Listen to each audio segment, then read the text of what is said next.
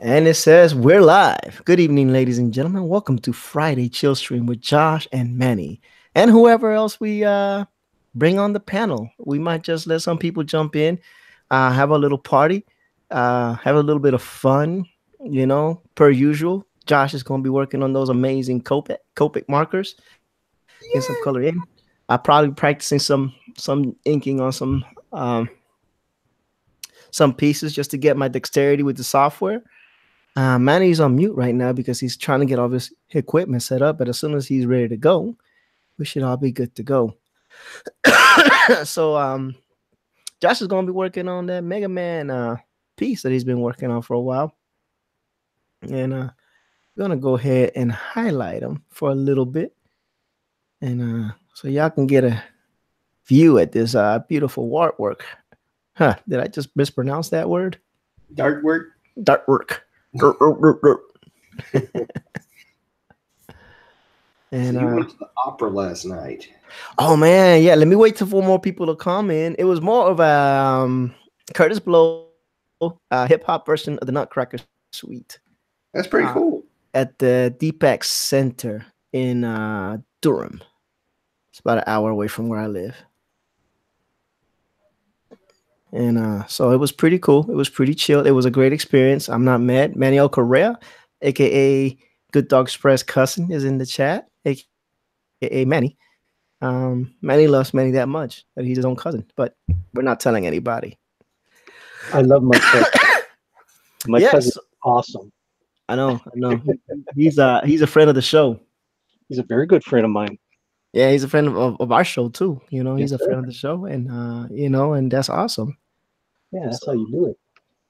That's awesome. So I was telling Josh, I was hoping some people would jump in, so I could talk about my experience. I went to see and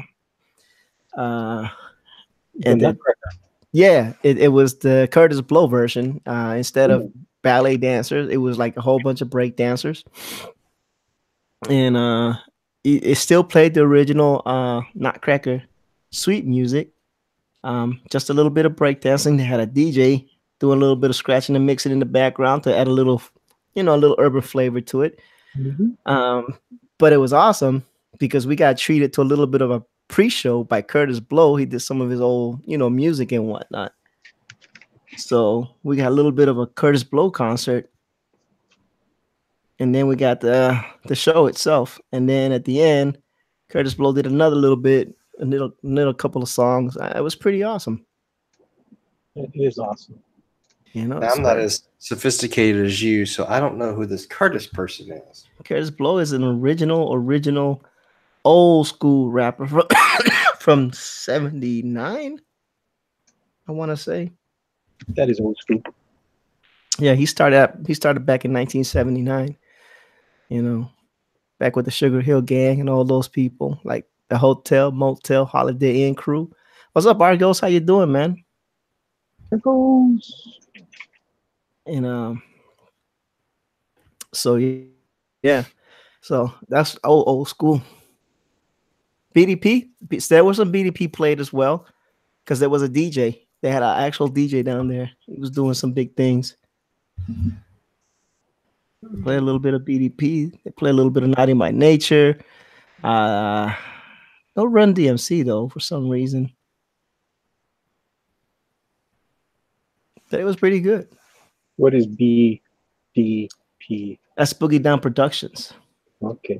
See, I'm not the only one that doesn't know this stuff. Yeah. I give Manny a pass because he's from the islands.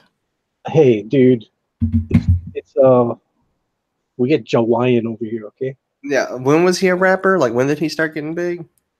Man, that was big before you was born, Chris. Josh. Yeah. Ow. But Manny's my age, so I'm just saying, for my part, I'm like, yeah, I've never heard of it. He's old school. That's all right. I enjoy opera, so it was fun, man. The little guys, the little kids. Well, they weren't kids; they were awesome dancers. They were doing little breakdance moves, the windmills, spinning on their heads. It was a pretty nice little show. And I must say that it was, even though it was an hour drive, It was actually kind of worth it. 2. It was actually kind of worth it. I wonder if I could set. Hey, Manny, Yes, sir. can you set Clip Studio to record what you're doing without having to be on the camera? Like, Well, I got something else that records my Clip Studio. It's called iSpring. It's a free app. You can download it. And so when I used to do the speed drawings, I would iSpring myself, and then I would speed them up in Photoshop. That's how I used to do it. And I use the iSpring if I want to go, like, for instance, I'm doing those Fortnite dances, so I'll go get a video off of YouTube, and I'll just capture the dancer, and I'll just use that. Right. Yeah. But I just use it for my own purposes. I'm not gonna resell or anything, so I'll most likely get rid of those files after I use them. I don't need the Fortnite dances. But that's what I use, iSpring. All right, I'm gonna have to do that. That way I can kind of record while I am, because I want to, I'm not just doing the same thing I was doing. I'm practicing my inks. Mm-hmm. I mean, but the whole thing about the speed videos, they're okay, but I mean, you got to be a really popular guy to make those things work. I mean, all my speed videos, they really haven't done really well. They have or have not? They have not. The only one that did well was the Skunk Girls. If I was just doing any regular person, it really didn't do much for me. Okay. Yeah. So I kind of stay away from those videos. I mean, I'm gonna do a few more, but guaranteed it's gonna be just Skunk Girl, because people want to see Skunk Girl from me. They don't want to see, Batman or whatever's from me. So. Well, that's nice that people want to see your IP. Yeah. That should make you feel pretty good. Oh yeah, I mean they're on my videos. That's the ones that have the most hits. So that's awesome. I love it that they actually come there to see Skunk Girl, which is awesome. Right. That's awesome, dude. Yes, sir. But you're awesome for letting me come on your show. Thank you so much. You're kidding me, bro? You're like a fan favorite. How can I not have you on the show, man? They were like, "Why is Manny and Jimmy fighting?" And then, of course, they're gonna blame me because they say I fight with everybody. You don't fight with anybody, except Todd. He deserves it. He starts it. Yeah, he starts it. Other than that, you're a cool dude, man. I mean, I appreciate what you did for me the other night, coming over and helping me out when I was getting raided. You're awesome. That was so nice that you came over and helped me out. We do what we can, man. I just saw that you got flooded. I was like, whoa. The funny part was, JP was on my show and he was opening up the Skunk Girl. So I wasn't really even looking at the chat. And then when you came in and said, "Manny, you understand what's going on with your chat?" I'm like, "Oh man, yeah, I do. Oh my goodness." And I was so happy that you came in there and helped me out. That was awesome. Yeah, well, we do the best that we can. That is why I fall in love with those dreamy eyes of ERTs every time. I mean, well, you colored them, so shoot. Well, I love brown eyes, okay? And I love green eyes too. I gotta say, I love green eyes. She might be listening. Yeah. Speaking of which, oh man, when you came over and you told that story about Skunk Girl admonishing me on Josh's program. Oh yeah. Everybody loved that story. Do what now? They loved that story, man. They loved it. Oh yeah, when my wife was in Josh's chat, they loved that story. Tay Cookie, hi, thank you for joining us. Abe Sapien. Yes, Argos, it has been the ERT's Appreciation Day. So let me tell you what happened. I went on I was watching Cross Comics earlier, and Rise Lee was there, and he was on the panel, right? So I'm typing, "Hey, how y'all doing?" Blah blah blah. Doing what I do, showing love to everybody's channel as much as I can. Always trying to support the best that I can. views, likes, comments and whatever, kind of like I did with your video where I said Manny is famous, but he's a boomer, so this wasn't as Manny-licious, It's kind of a funny little comment, but I don't know if it helps with the algorithms or not, but they say you're supposed to like, comment, share, whatever, Mm-hmm. So Risey, I think he was drinking, right? I think Risey was drinking, and he was like, "Oh, he is in the chat." However, I can't do Australian accent, so I'm just not gonna try. So he's like, "He's in the chat," and he's always telling people that I have the biceps of Thor. So if Ortiz ever needs my help, I am going to lend him my biceps.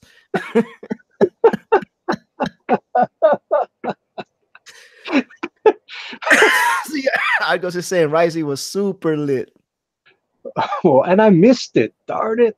Yeah, it was on Rick's channel. And then, of course, this all happened because Rick had to step away from the thing. And then Risey took over. And he was like, "If I'm always going to loan you my arms, Ortiz. You always had these powerful Thor arms to help you out. No matter what, I just like them. I just like them." So, what's up, Ignition? I'm not going to need them. Not for you, Jelly Boy. Jelly Boy. Todd is in the chat. Why you calling him Jelly Boy, man? I don't know. It sounded funny. Is he jelly? I don't know, man. I'm pretty sure in Todd's mind, he is chiseled rock and solid muscle. But we're men. Oh, man. And men always think we're chiseled rock and solid muscle, right? Even if we're out of shape. I am not chiseled. That is for sure. Never was chiseled in my life. If you ask the unbreathable skunk girl, well, she thinks her man is chiseled and ripped. No. In her eyes. All right, goes Creation says Rick was gone for 5 minutes. And Risey went on and on. It was epic. And Ignition says, "Watching you. I always feel like somebody's watching me. I don't know why, baby." But yeah, man. So if Risey pops in, man, I'm gonna have to figure out a way to send him the link and get him on, because that guy was awesome, man. He was. Send him the link. You can? Yeah. Send him the link, bud. I'll go send him the link. I can do that. Send him the link. He's awake. I don't know if he's awake. I don't know if he's awake, but I know he was trashed earlier. Talking about nobody knows when I'm drunk. I said, "Yeah, I think we could tell you're drunk, buddy." He says, "When I'm out, people don't even know if I'm drinking or not." I said, "Well," which means people know. Josh, where is Risey? We're trying to find him. We're trying to find him, Joshua. I just sent them the link right now. So we're trying to find him. He has the link. Ain't that right? I goes, Risey gonna be like, we're not gonna be able to talk loud around him. He's like, my splitting head. My splitting head. Yeah. On myself. See, and Argos was with me. He was slurring, but you know what? It was so hilarious because drunk people, they tell their true feelings. They can't lie. At least I don't think they can. Well, of course anybody can lie at any time. Yeah, but when they're drunk, inhibitions, and so it was pretty chill, man. I'm not gonna lie, man. It was funny. It was funny. I was a little humbled, and but it was hilarious because Risey just went on and on and on and on, and then Rick gets back. And what happened while I was gone? Nothing. Nothing happened. We were waiting for you to get here. And you just never showed up. You never can tell what's going to happen when you leave.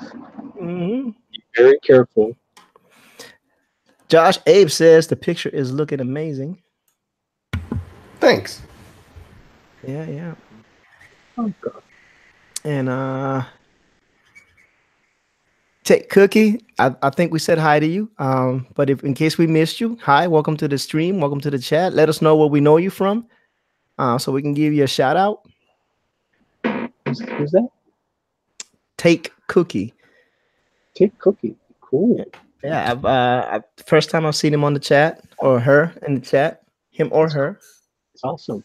So that's always awesome when we can get a new viewer. We greatly appreciate you joining us. Most of our videos are pretty chill.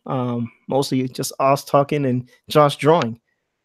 Yeah, and me playing bad ukulele. Oh, what you gonna play for us tonight, Manny? I don't know. He was doing Stairway to Heaven, I think. Oh, you're the Stairway to Heaven in the background. Hold that thought for a second, Manny. Yes.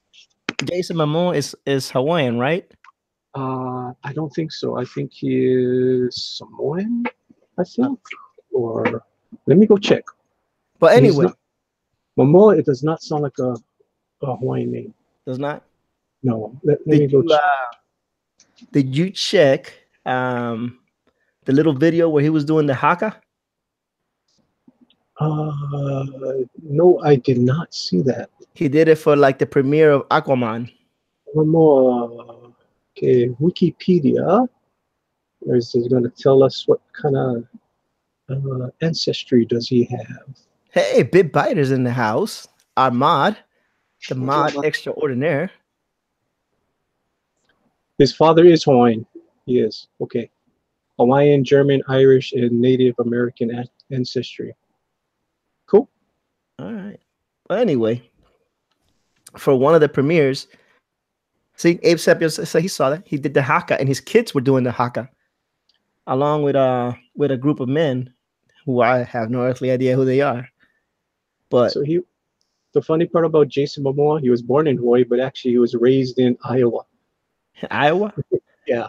Aquaman. Because Bit Biter's making fun of the way I say aqua. Aqua. Aquaman. Anyway, I thought it was pretty cool because there's little kids there that were doing the little haka with the little skinny selves, man.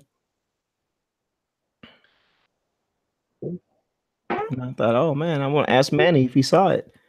Aquaman? No, the haka, the video of him doing the haka.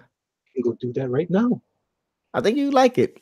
Maybe. I don't know. I could be wrong. I could just be racist and think that all Hawaiians or people in the islands like hakas.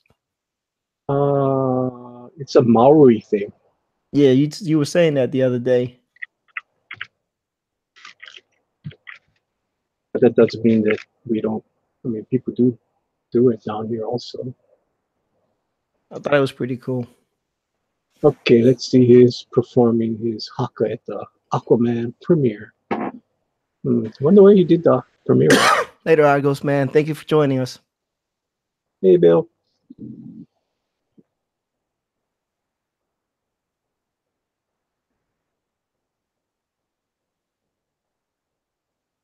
And let me know what you think. I like the guys in the background that's doing it. Oh, yeah? The guys in the background obviously know what they're doing.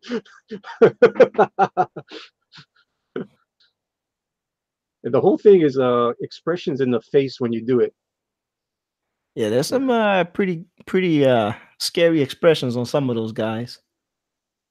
Well, that's what you're supposed to do. You're supposed to do expressions on your face and you stick your tongue out. Yeah. Yeah. Oh, yeah. Well, one guy is totally into it. Well, what's up with him breaking his damn trident? Hey, look, I don't know, man. He was really into it. All I'm saying is, you know, I was wondering if he had caught it. And what are your thoughts on it? Abe is asking, are there any more pseudo bad Twitter notifications? Not that I know of. Pseudo bad notifications. What does that mean? I guess notifications that are not. I don't know. I don't know. So I talked to Siphon today. I told Josh about it.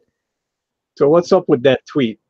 Basically, he's looking for an artist. And I guess instead of just saying, hey, Josh, you know, what are your rates? Or, you know, are you interested in working with me on a book? He just automatically assumed that Josh would be out of his price range and just made a comment. you know, and then yeah, Abe saw it, and then Sci-Fi was like, no, I was actually trying to compliment him. Da da da da da da da da. I said, man, you should have just talked to him, dude. Josh is pretty down to earth guy, you know. But you know me, I can't leave things alone. Like if there is uh a possible, you know, not complete understanding of what's going on, I'm gonna be like, yo, what did you mean by this? Because that's what I asked him. I said, was that your attempt at trying to hire Josh? And he was like, yes. It was a compliment. I said, you should have just said that. Yeah, it was kind of an interesting way of giving a compliment. Well, here's the thing, right? And I don't know Sci-Fi personally, right? But here's the thing. Sometimes people are so frustrated that instead of confidently talking to somebody, they're already defeated, and they'll say things like, well, he's already out of my price range, so why even bother? You know what I'm saying? So they're not trying to be mean, right? But their demeanor is so inflated at that juncture that they don't know how else to act. You know what I'm saying? So I don't think he was trying to do anything negative towards Josh, but he was feeling negative about whatever's going on with him. So he made that comment like that. Make sense? Yes, sir. So that's what I think happened. I don't think there's anything out of the way in it. He was just maybe just having a really hard time, you know, finishing the book. And that's what I think it is, personally. And he's probably like a lot of people, you know, he doesn't have any money to pay up front. You know, everybody's trying to do the Indiegogo model and hoping that they can get the work done and pay on the back end. You know what I'm saying? Unless he's actually trying to pay up front, and then I can see why he's concerned. But it was no harm, no foul. It was just a weird way of communicating. That's all. Yeah. Yep. Interesting. Alrighty. Abe said it might be his fault. He said maybe because I say some weird things sometimes. No, I don't think there's anything wrong with Sci-Fi, man. I just think that maybe he wasn't feeling it that night he made the statement. Maybe he was just feeling down, you know. And misunderstandings. He threw a feeler out there to see if Josh would bite on, you know, hey, what are you trying to say with that? You know, maybe he just didn't understand how chill Josh is and how chill I am, and we'd rather just have you come right out and just ask us. You know, don't have to beat around the bush. But he don't know our personalities. You know what I mean? I mean, if he watches the streams, and that's why you try to support as many people. Tell MC play Smoke on the Water. You hear that? You have a request, Manny, for Smoke on the Water.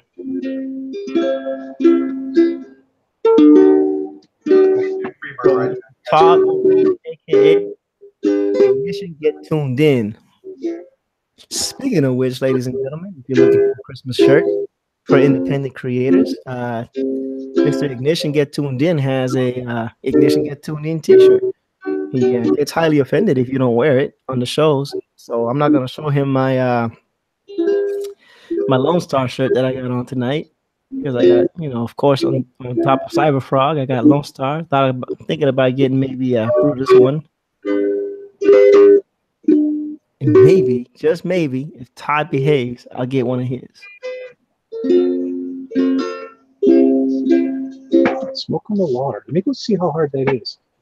It should be easy. It should be super easy. 3 chords? No, Abe. Josh doesn't really pay that much attention to Twitter until he got at it, you know? So, nah. I can play Smoke on the Water on my guitar, but I don't know about the ukulele. Gotta go see what it is. No, I don't do the whole Twitter thing. That's whenever I saw the message, I was like, "What the crap is this?" Because Twitter to me is just kind of like a lost cause, or just a way for me to communicate with all these other artists right now. You know, Manny sends out his tweet saying, "Hey, I'm ready to play," and I'm like, "Oh, sweet, let's do it." You know, that's about all I use Twitter for. You know, the sad part is I tweet out my live streams at night, and they get okay hits. I went to lunch this afternoon with Pope Rogue. I tweeted out a picture of me and Pope Rogue eating lunch, and I think I don't know what it is right now. Let me go see how many.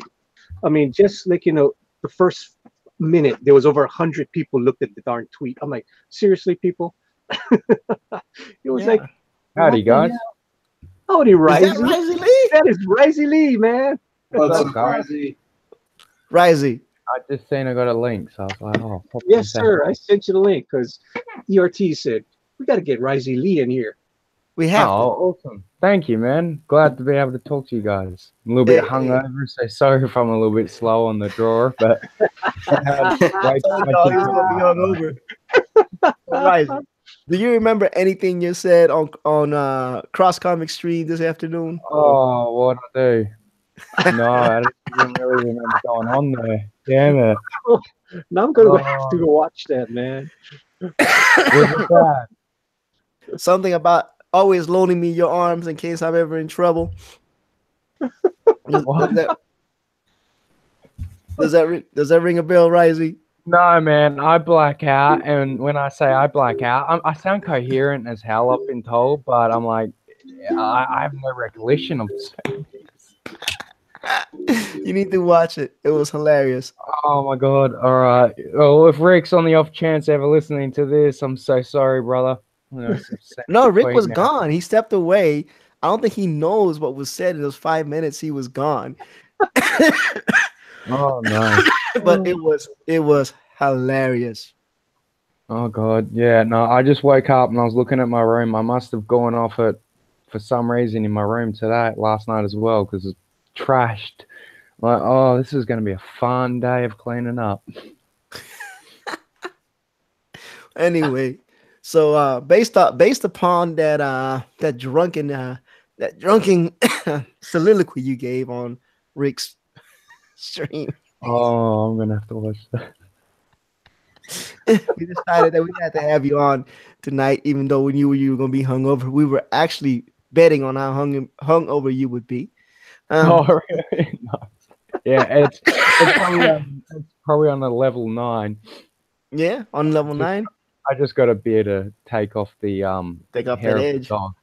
Yeah, Manny, you have to. If you have not seen it, you have to see Risey Lee on a drunken soliloquy. Like or anything on there, was I? Was it just no? Oh, cool. It was like 5 minutes of Ortiz Love Fest by Risey Oh, Lee. really? Oh, well, nice. I'm glad I was. No, I love you, man. Like, yeah, I get a bit sappy sometimes. I'm guessing. Oh my gosh! I think it was just that. I was like, wow! It was a 5 minute love fest on Jimmy. I was feeling some kind of way. I got misty eye for like a half a second, man. Oh, I'm glad I was like, man, look at Risey, man. Risey is all right in my book. I wish you could remember what you said, but I'm gonna rewatch that now. Oh, I'm gonna be like, oh, so cringe. Yeah, it was funny. I think Argos was there. I'll deal with it. And I think maybe it was just hilarious. It was just hilarious, man. Yeah, that's a complete blank. I kind of had, like, when I woke up this morning, I was like, did I go on Rick's stream last night? I'm like, I'm gonna check that out later. I'll see if I was. Oh yeah, you was on it. I'm gonna sleep off it for a few more hours, and then I just seen the link from Manny. I was like, oh, maybe it was bad. I better pop in and take my licking. Messed up. It wasn't bad at all. It was hilarious though. It was hilarious. Yeah, nah. Oh, at least it was funny. Oh my goodness. Oh my gosh. Let me see. I don't know how this is gonna work out. This might be against the YouTube laws. What are you gonna do? What you gonna do? I'm gonna find the clip. Oh, and see if we can play it. Well, you can play like less than 20 seconds. Oh, that was 5 minutes though. No, just play a little bit of it. And it's a copyright strike is gonna be if Rick actually puts a copyright strike against you. Oh yeah. I don't know if he would. Yeah, I don't think it's. I don't think YouTube is gonna come after you. It's gonna be if somebody else says, "Hey, don't do that, dude." Yeah, it's hard to figure out what their bloody rules are sometimes. So let me see if I can scroll around and find this. Manny, entertain the crowd. Yeah, I'll bring up the chat, see if we've got any questions. But yeah, and then of course, Faisal Lee invited me on his channel and everything. It was pretty cool. I don't even have a live stream. Why am I inviting you? I don't know. You was like, oh man, I love you, Ortiz. I love you. I'm always gonna be here with you for my arms. I was like, okay.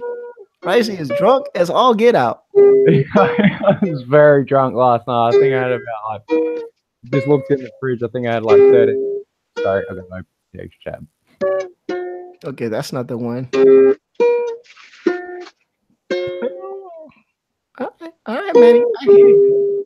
Yeah, I'm just trying to get it down first. There you go. He was a live drawing Aquaman. All right. I'm gonna find this, Ricey. Yeah, I'm gonna have to stay if I'm drinking. I don't drink as much as I used to, but if I drink, I'm gonna have to realize stay offline, bro.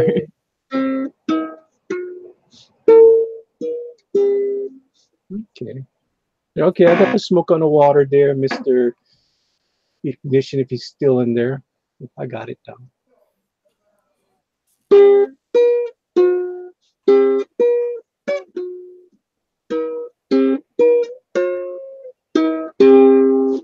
All right, I just gotta practice that now. I haven't. Okay, let me save that for future references. Cool. I'm trying to do the Thunderstrike. It's hard. Oh yeah, those songs, man. Like that's pretty impressive that you can do it. Like just going off key, to it. Well, the I whole never thing. understood how artists can do that. Like hear a song and then you play. That's impressive. Well, I looked at it online and it's weird because it's a upper string.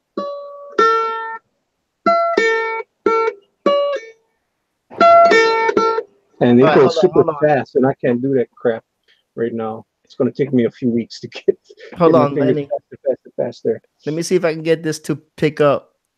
Go for it. Go for it. Can y'all hear this?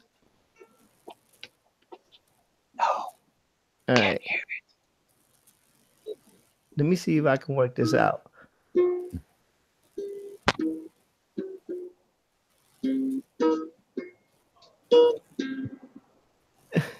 Oh, some stuff's starting to come back now. Damn. That's the best part. I remember the picture. I'm like, oh yeah. Well, I know I was definitely there, but it's like you don't remember. Gotta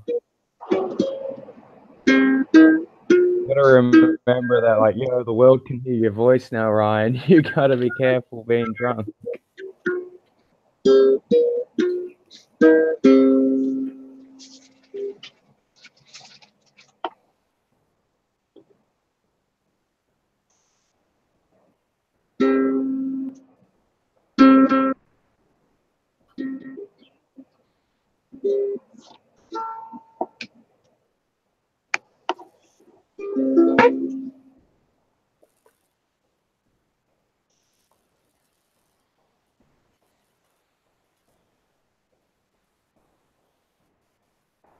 I must have fallen over as well because my elbows are killing me. I don't know what I've done to them.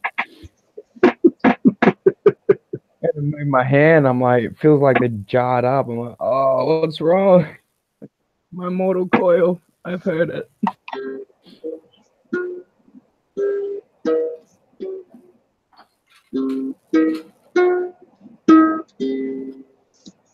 Man, I'm so glad you guys can't see my room.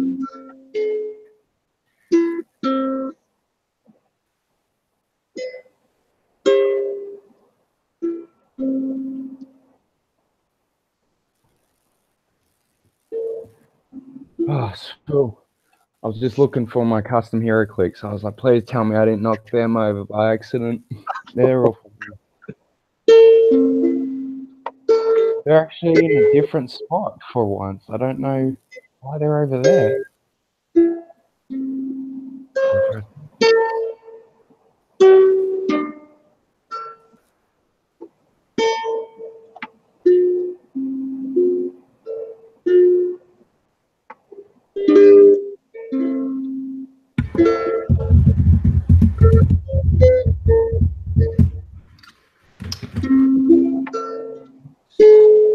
Chrome orange.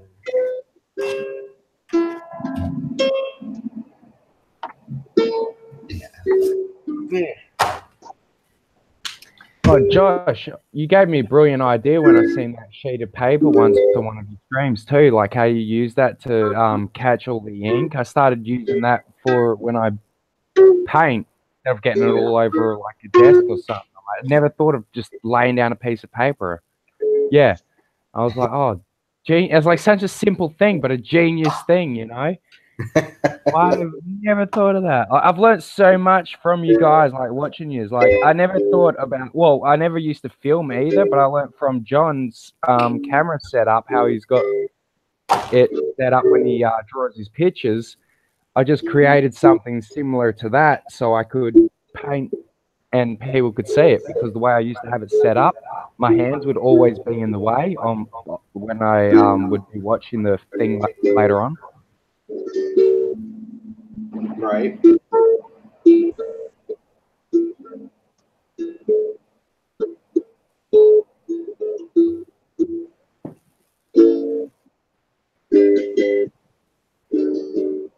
Second, I'm just gonna go find a secret.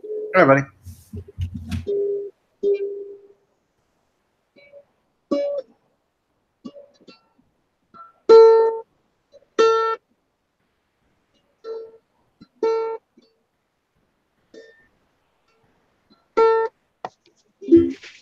So where your ERT's going, man? Where don't you know. go, Josh? You just fell out, man. Let's play you guys a little Christmas song. A little Christmas music. Just waiting for ERTs. Y'all hear me now?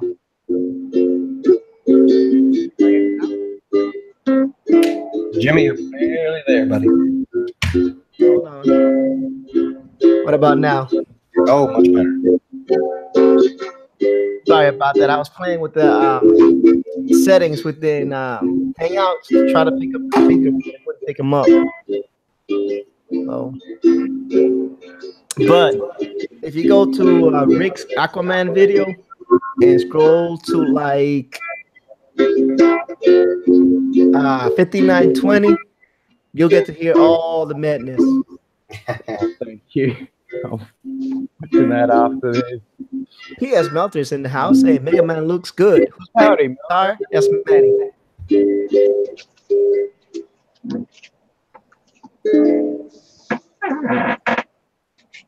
That's Manny. Manny is playing the guitar. Actually, you know what? I think I might know inviting you on my thing. I think I was trying to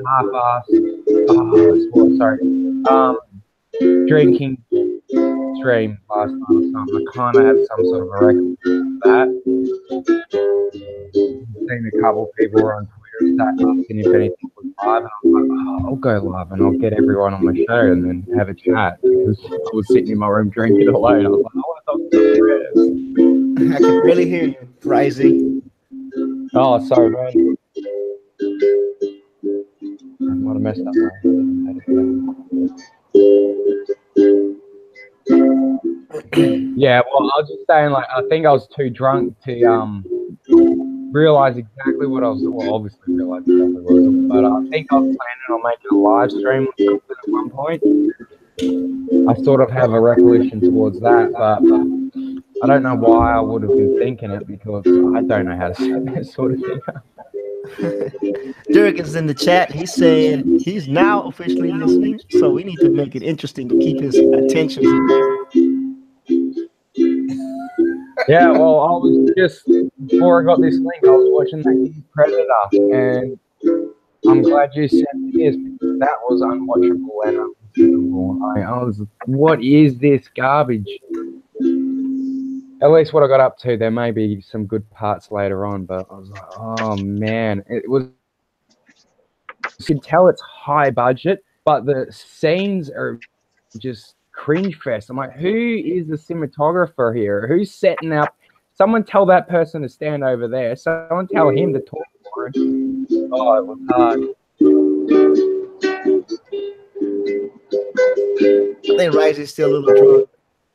Mike Deacon is in the house. Thank you for joining us, Mike.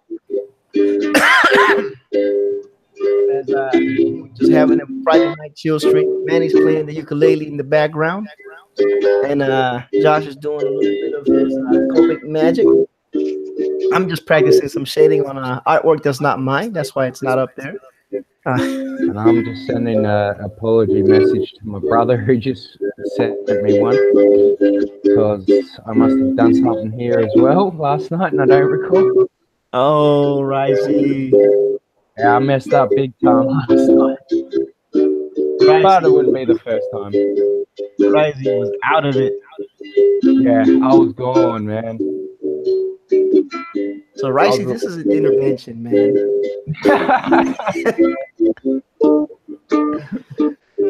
No, I only drink once a week now, or maybe 2-3 times. Well, I suppose I'm drinking twice because I'm having a recap right now, but that's more to level it out. Okay.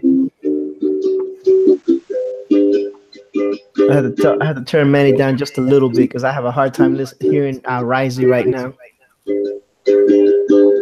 Yeah, sorry. It might be my headset. I never it's sound just the cheap one I got from Big W. What's a Big I W? think it's what's a Big W? Oh, Big W's a shop line, kind of like Walmart. Yeah, it's just shopping center. They sell all sorts of things there, like basically anything that you can think of. But I went in there to get a headset a few weeks ago because I didn't have one with a mic. Right. And I was like, oh, well, I've got plenty of headphones, but no headphones with a mic. So I went in there and I think it's well, I'm looking at the sticker. It's a gecko. So I think it's a gecko. Oh, okay. I'm not tech savvy. I'm really bad with it. Don't worry about it. You got Josh. What does that mean? Well, Josh has got an excuse. He's an amazing artist. I'm like, what am I doing for him? Just saying mute Manny so we can hear Risey. So I'm gonna pump a little more volume on Risey. Risey, go ahead and mic check. I just realized I didn't have my mic next to my mouth either. Oh, that helps a lot. That helps a lot.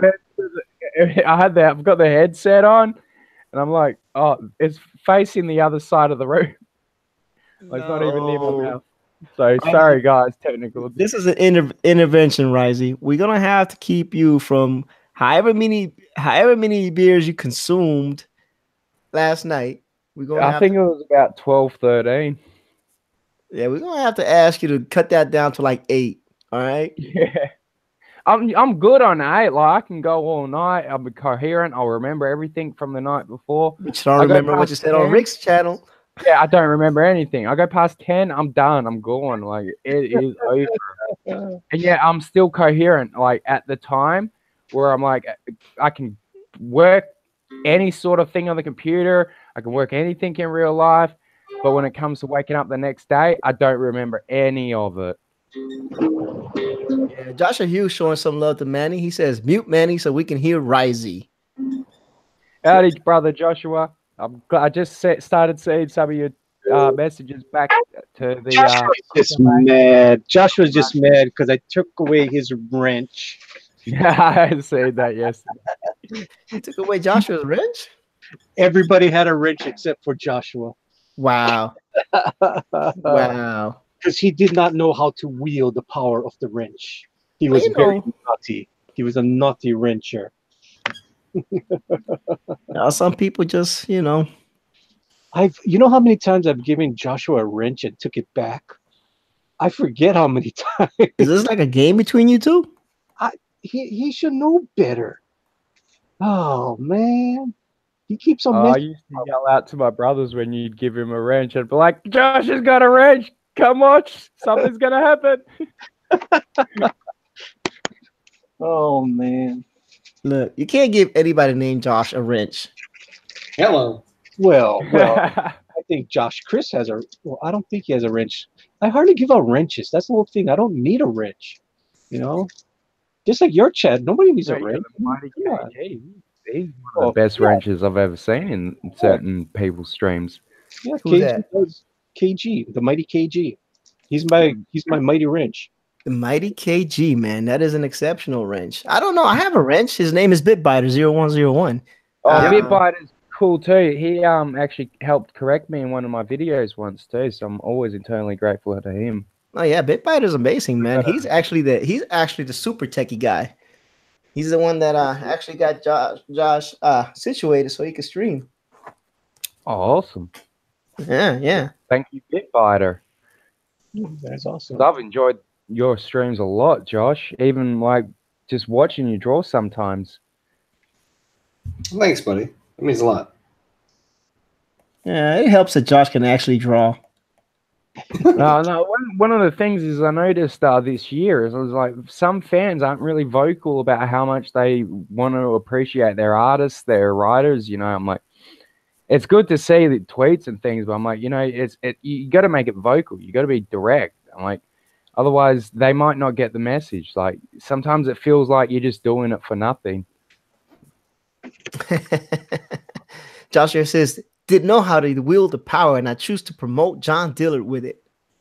I mean, that's a choice. That's a choice. Oh, no. The whole thing was we already promoted everybody, and John was promoted twice already. And then the first person he puts in there was John. I'm like, dude, we already promoted everybody. We're good. So I took the wrench away. Well, you have to, you know what it is, you know. Joshua is a faithful and loyal person to the Dillard, you know. Yes, he is.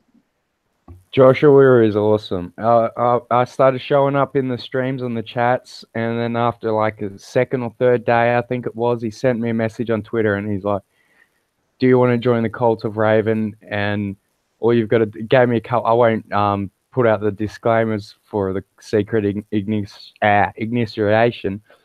But yeah, I was like, this is awesome. I was like, I've never been invited to join a little community or anything. So I was like, I was internally grateful. So that's why I made the hero click for Joshua, because I was like, I really love this guy.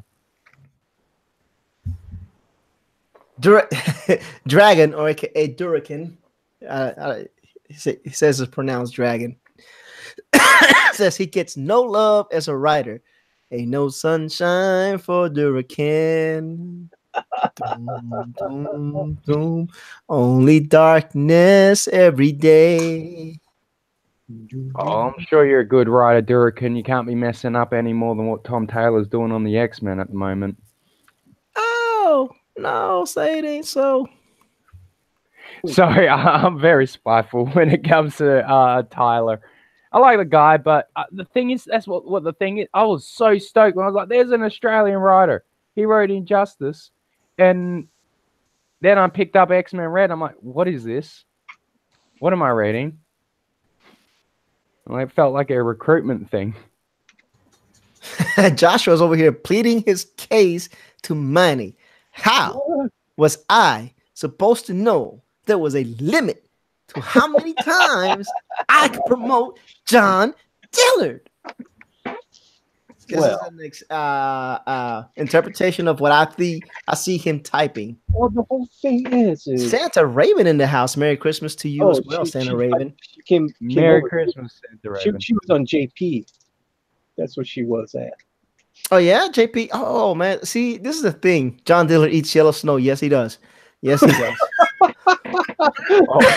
He thinks it's mustard. Don't ask. P.S. Melter comes up with the most off-the-wall stuff, man. That's crazy. Oh, man. But we all love John. Kind of, sort of, maybe, in a way. Yes, I mean, I give him love. Look, my last night... Oh, you just killed me, Melter. Thank you. Last night, my stream, what was my stream called? Tales from Beyond the Gate crew. I mean, how much more love do I give to the guy, man? I'm always promoting his stuff. You guys know that.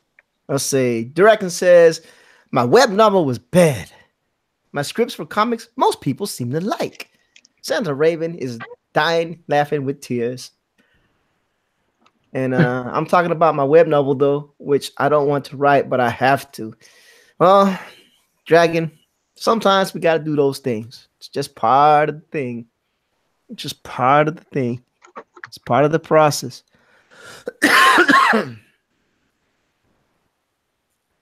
Todd is leaving. Oh, no. No problem, Risey. Many are called, but few are chosen.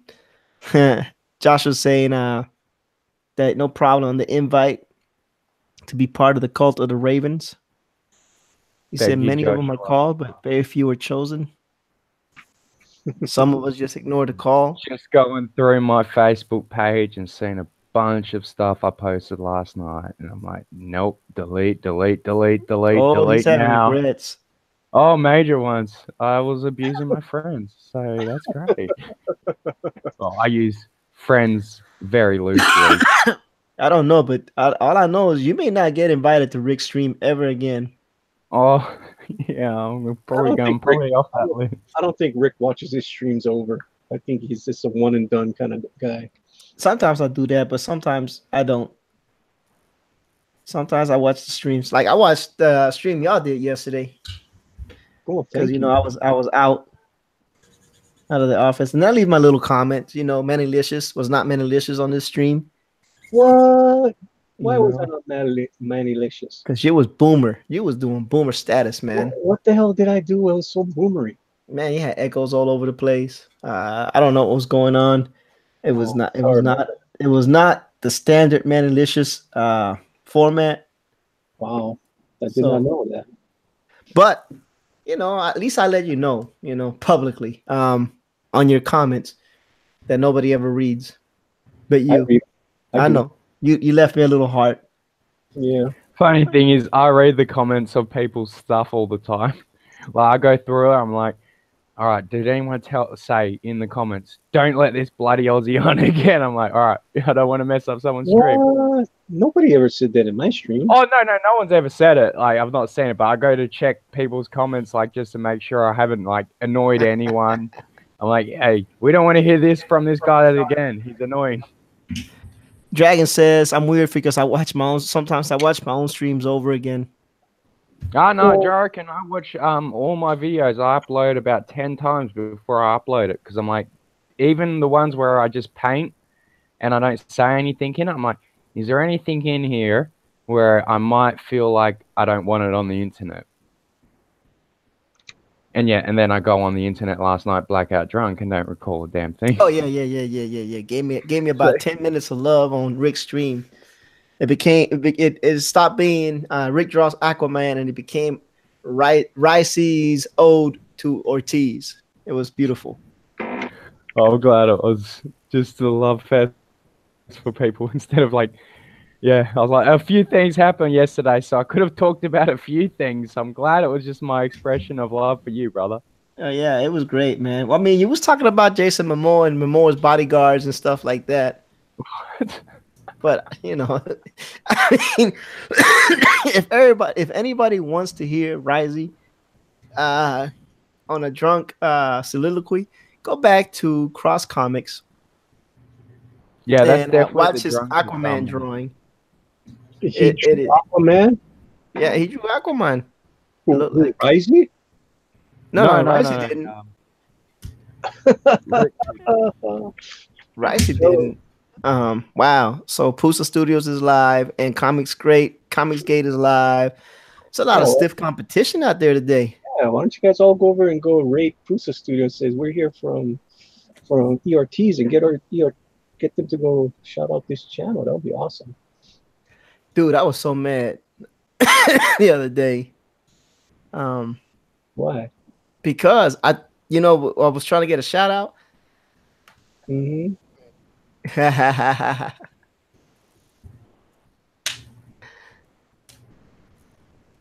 Yeah. Oh my gosh, Ricey drunk is Yeah, hilarious. Melter, I was drunk. Thanks, Melter. I did have a relatively good night. I've got a lot of cleaning up to do soon today, but yeah, it's good for a few hours till the next day.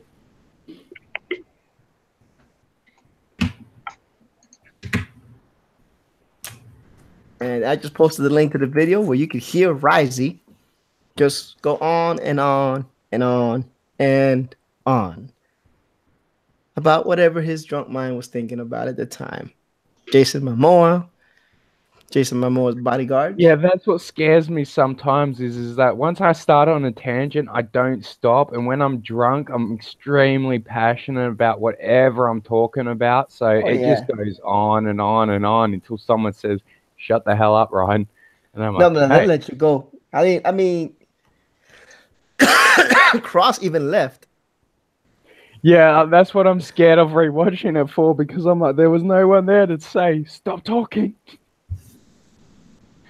Oh, as soon as you talk, Thank God, P.S. Melter, that he did not end Robbie Rodriguez's bed. Thank goodness for that. Y'all should drink and use social media responsibly, okay? Yeah, it's a good point. JP4 is in the house. I haven't done what JP. Hey, Manny, you got JP's thingamajig? Yeah, I will send JP the link. Hey, JP, if you want to jump on, man, go ahead. I didn't realize you were streaming, brother. I didn't mean to, step over. No, I would have been watching JP if I hadn't been laying in bed feeling sorry for myself. What's this high racing drunk stream? JP's gonna be mad with me.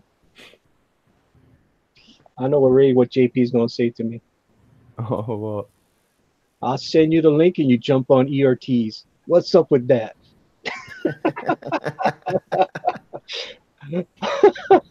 Well. Todd wants to come in. Oh, I'm not sending him the link. I'm not sending Todd the link. It's up to you. Want me to send Todd the link? It's up to you, dude. No, don't send Todd the link. I'll do it. No, I can send it to you. I'll send Todd the link. I'm here, I love Todd. He's awesome. No. I'm sending Todd the link. Okay, it's fine. I think y'all should make Risey do it. No, Risey is recovering. What's up, Humphrey Bear? How you doing, buddy? Are you still on here? I mean, you still at Pusa's, Humphrey? Look at this. Humphrey Bear's in the house. Todd, the link has been sent, buddy. The link has been sent. As a matter of fact, Todd, when you get into the Hangouts room, give me the link to your t-shirt store thingamajig so we can post it on the chat. You know, and we could talk about it a little bit. Oh, look at this. Humphrey Bear says, I have 196 subs because of the Pusa links. Thanks. Congrats, hey, man, that wasn't me. That was, I just, y'all have to do the work. Humphrey is fair when he's there. He is awesome. Yeah, Pusa's doing a Christmas something. I'm not going to lie. This is awesome. I actually got 16 people watching. I believe this is the most we've ever had at one time simultaneously. So I'm feeling kind of good. We got good art with Josh. We got Risey trying to fight his hungover status. Manny. Yeah, it's always fun. And there you go. Todd is in the house. How are you tonight, Todd? I'm doing good. Todd is in the house. How I feel. J-Pot Studios is in the house saying, that's how you color. That's how you color. I can just see J-Pot's being excited like that. Now that's how you color. That's how you color. So I don't know. I could be wrong. Todd, what's up, bud? How you doing? How's your t-shirt business going? Excuse me. Oh, no, take a look. Oh, thanks, Humphrey, man. I appreciate that, man. Sharing the video. Hey, I appreciate that, Humphrey Bear, man. That was very, very nice of you. Did you draw this Superman here, eh? I'm just practicing shading and because Todd told me I needed to practice on my inks. I'm even gonna give Todd credit for that. Todd told me I needed I to love practice on Todd's my inks. tips and tricks for Yeah, stuff. just to practice and then Manny has given me some more pointers. Have I? Mission. I listen to everybody, you know, a little bit. I might give them a hard time or whatever. Yeah, Hey, giving people a hard time is a good thing, in my opinion. It thickens your skin. all right, Control V. All right, I hope I spelled everything right, Todd. There it is on the chat. Ignition Get Tuned In T-shirts. There's the link. HTTPS Ignition sellmytees.com. Now I'm gonna need y'all to check out Todd. I know it's Christmas time, so maybe you know, for Three Kings Day or something. And so you got way more than that. This is are all these T-shirts, or this is just like posters, or what? No, they're all designs on T-shirts or any kind of shirt. You can put it on anything. All right, I am getting that. Not today, but sometime this week, Todd. I'm getting that creator of comics Stan Lee one. That is a promise. That is a good piece if it's the one I'm thinking of. I've seen a picture of it. I'm like, that was lovely. Loved it. Well, Todd did that and put it on Twitter, and Todd got a lot of love for that one. Yeah. So, I mean, I think you said that someone was gonna put it on somebody's magazine or something. Yeah, it's a magazine out of the Netherlands. It's sort of like Entertainment Weekly.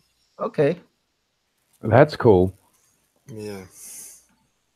that's always good. You're always so excited, Todd. I love it. Todd is.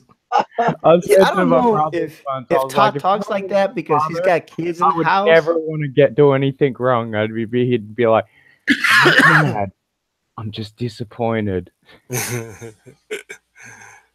Yeah. I did that other shirt for my daughter down there. Yeah. Hold on, Papo. Let me share the screen. Let me see if it pops up. Let me look at the video itself. Make sure it's popping up on the video, because you know there's a lag. Yeah. So there's a little bit. I just watched a little bit of the stream. Really, only 6 beers. I'm usually like that after 12 ounces or more. All right. Oh, it wasn't 6 beers. It was about 12 to 13. All right, ladies and gentlemen, I am gonna shield a little bit for Mr. Todd Mulrooney. This is his t-shirt site.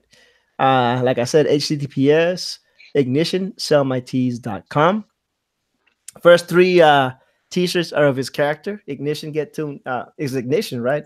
Yeah.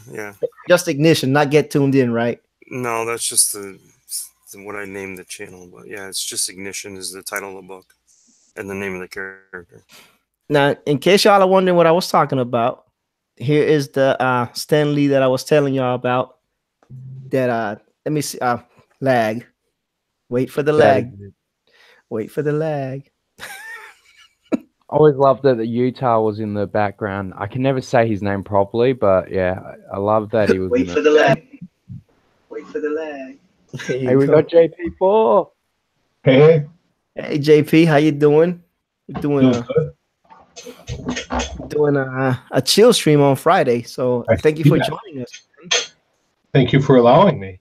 Oh man, no problem. I didn't know who was gonna be on. It was just gonna be one of those things where we're just gonna do it. But right now we're gonna chill a little bit for Todd, because Todd says I don't love him. He's using his pajamas as a tablecloth. Yeah. So this is the Stan Lee piece that Todd did for tribute, and you can get that on a nice T-shirt. He actually did one for the Nali Lama, which is now on sale. Purple Rain. Oh, cool. And this is the one that he did for his daughter, the little unicorn. Oh, that's cute. And that is amazing. I figure who could sell more shirts for me than my daughter? No, that's cute, right? Yeah, well, the kids at school go, "Whoa, where'd you get that?" Right. I was just about to say that, Todd. I'm like, yeah, she can go, hey, look at my new shirt. Where'd you get that? Oh, well, it's over. He's got one over here that's pretty interesting looking. I'm with Low T. If your wife or girlfriend wears this shirt, you need a divorce lawyer ASAP. Yeah, or you need to do something about yourself. Rise those teeth levels. That was a friend of mine's idea that she thought would be kind of cool. But here's the thing, Risey. Once that opinion has been formed, that's it.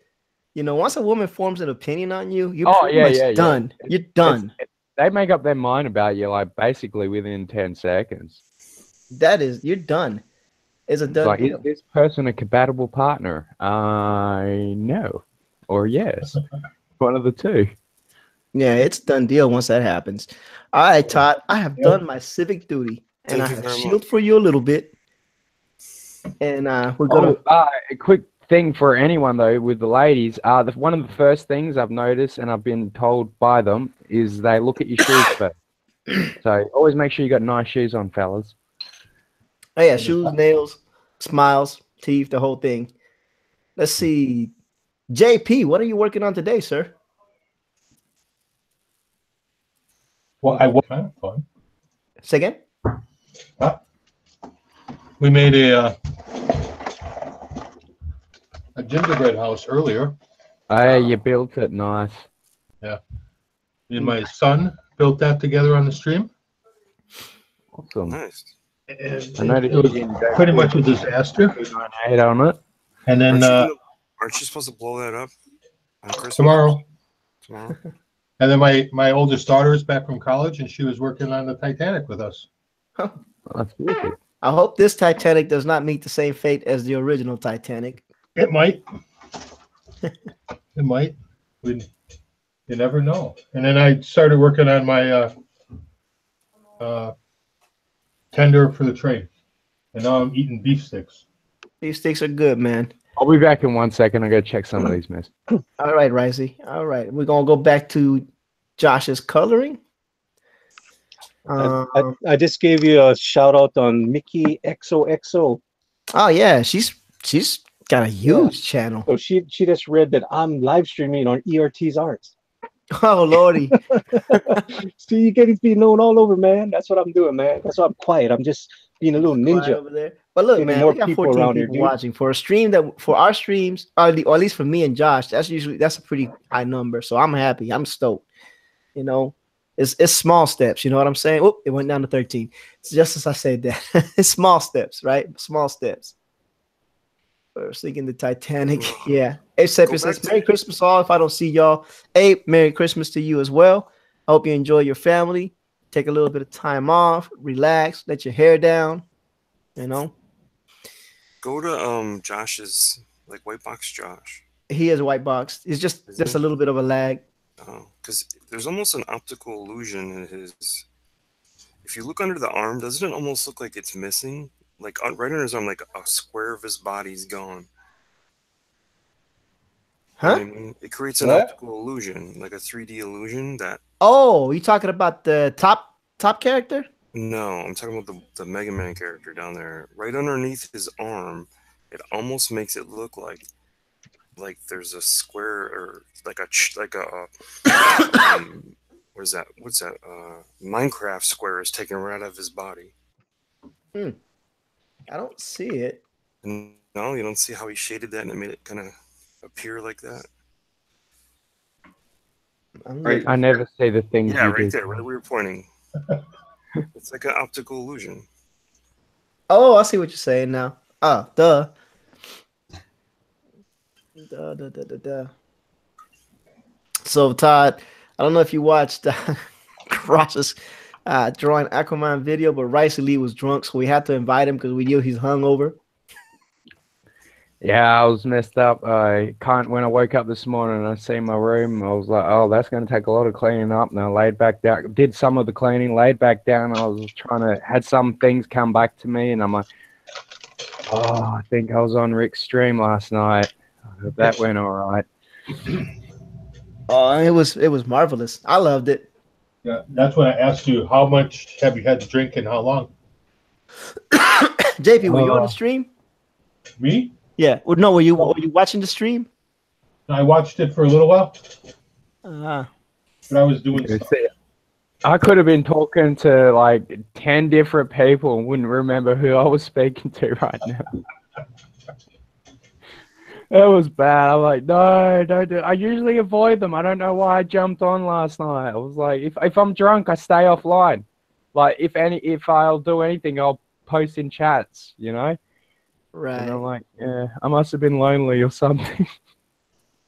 I don't know, bro, but it was hilarious. It was hilarious. I found well, you know, because you was talking good about me. So, of course, I found it hilarious. Oh, well, I'm glad it was funny and not cringy. Oh, man. I don't know. Some people might have cringed. But I thought it was hilarious. Hey, I'm going to watch it, and then I'm going to cringe at the whole thing. It's going to be torture. Can't wait for that. It was slightly cringe-worthy. As a matter of fact, I think you're going to make it on JP4's Not Today Back in the Day one. And on December 21st, Rice Lee got drunk and joined Rick's stream. And the rest is history. Did you put that in there? Say again? Did you put that in the comments? No. Oh, what, the stream? Yeah. I put it in the chat, though. Oh, you did? Yeah, if you scroll up, I put the cross comics. If you go like to I believe it's the 50-minute mark or something like that. Nice. 50-minute, 20 seconds or something like that. You get to hear Rice Lee go gush on, talk all great stuffs about the Ricans. I'm gonna have that on replay forever now. Awesome. Whenever I feel bad about myself, I'm gonna go to that stream and press play at 50 minutes and 20 seconds or 49 minutes, 20 seconds, whatever it was. And you know what? Hey, you just made me feel better about my drunkenness last night because if I made at least one person happy with it, I'm happy. Oh yeah. My Risen Riley said, "I will protect you with my shadow. My shadow will be your protector." What?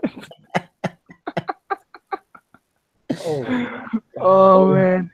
Sometimes I've seen recordings of me drunk, and the words that come out of my mouth, I'm like, where did I get that vocabulary? I've never used these certain words in my life. It was hilarious. It was hilarious. And you were expressing love for Obi-Wan reviews, all that. Yeah, I see that.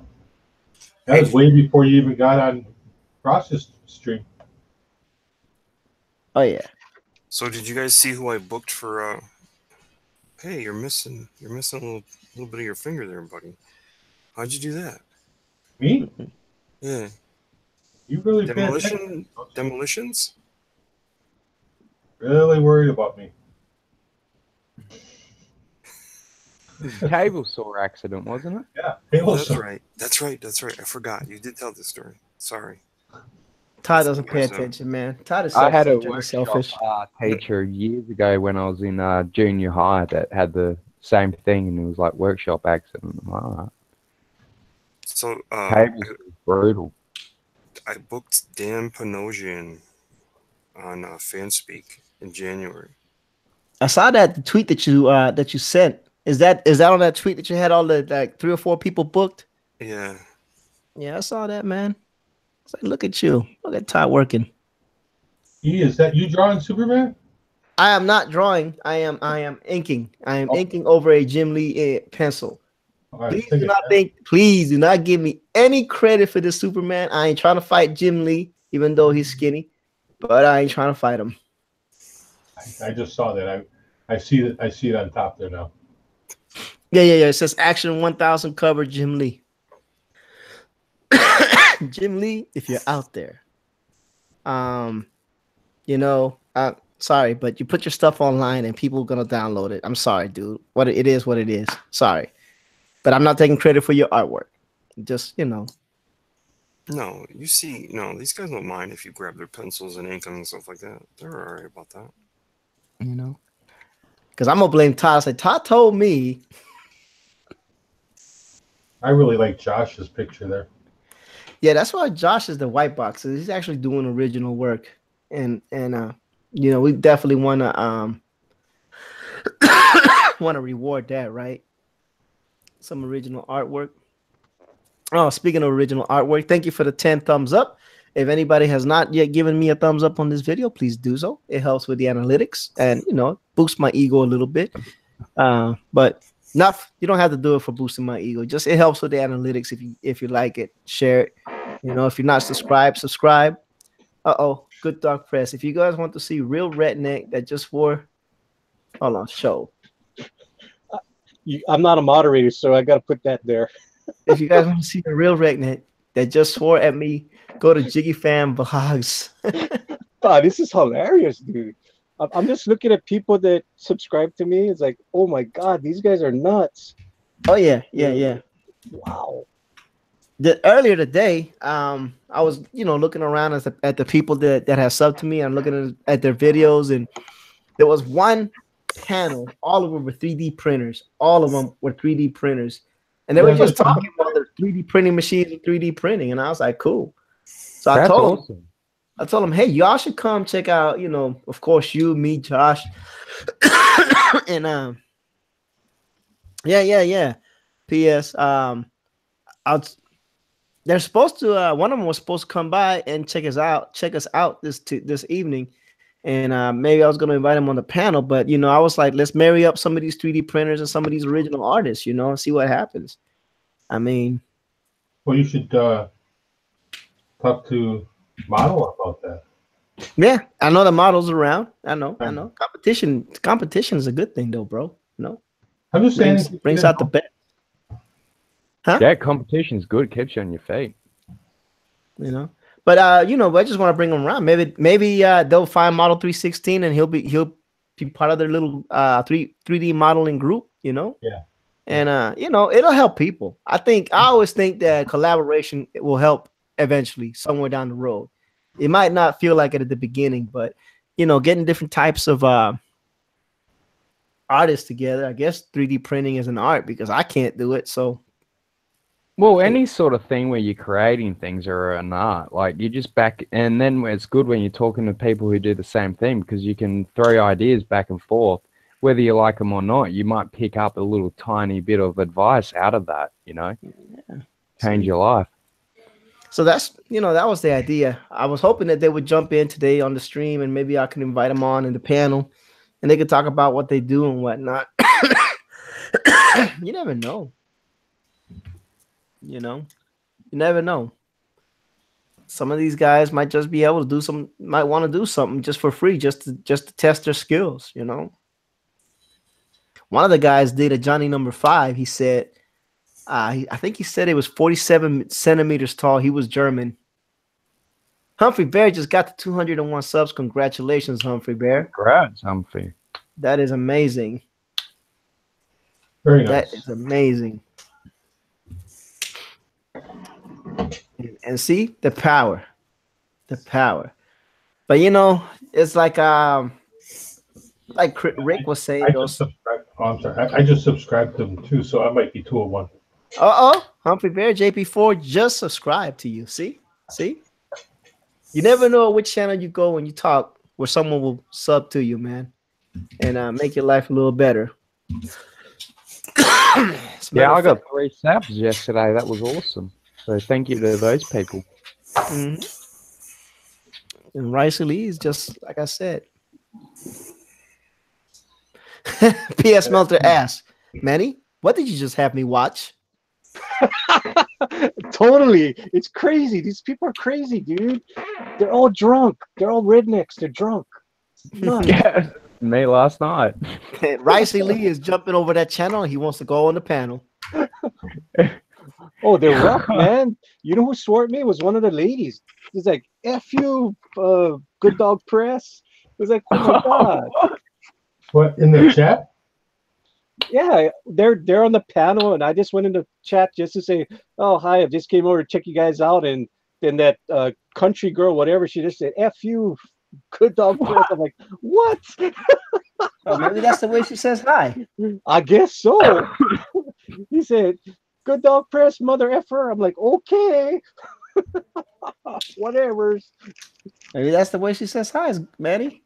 I guess so. I mean, they had a whole bunch of people watching them too. Yeah, unreal. JP4 just subbed to BitBiter0101 as well. Yeah, that's just a good name. It is a good name, and BitBiter's a good guy. And if he ever decides to start making videos again, man, that dude's got a collection of like over 6,000 comics, man. Oh wow, nice. He's not as robust as Manny. Manny said he got about 16,000, but you know, What? Manny does it bigger and better in Hawaii.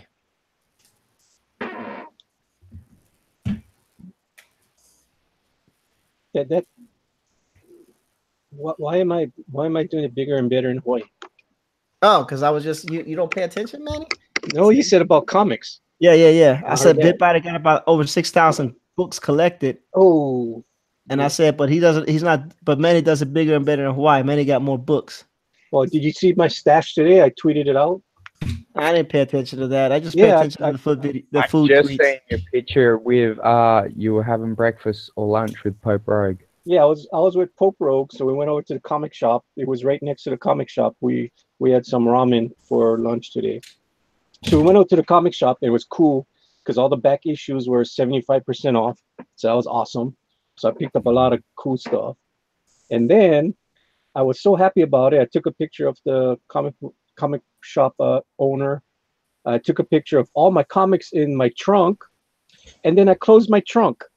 And guess what I left in the trunk? The keys. The keys. Nice.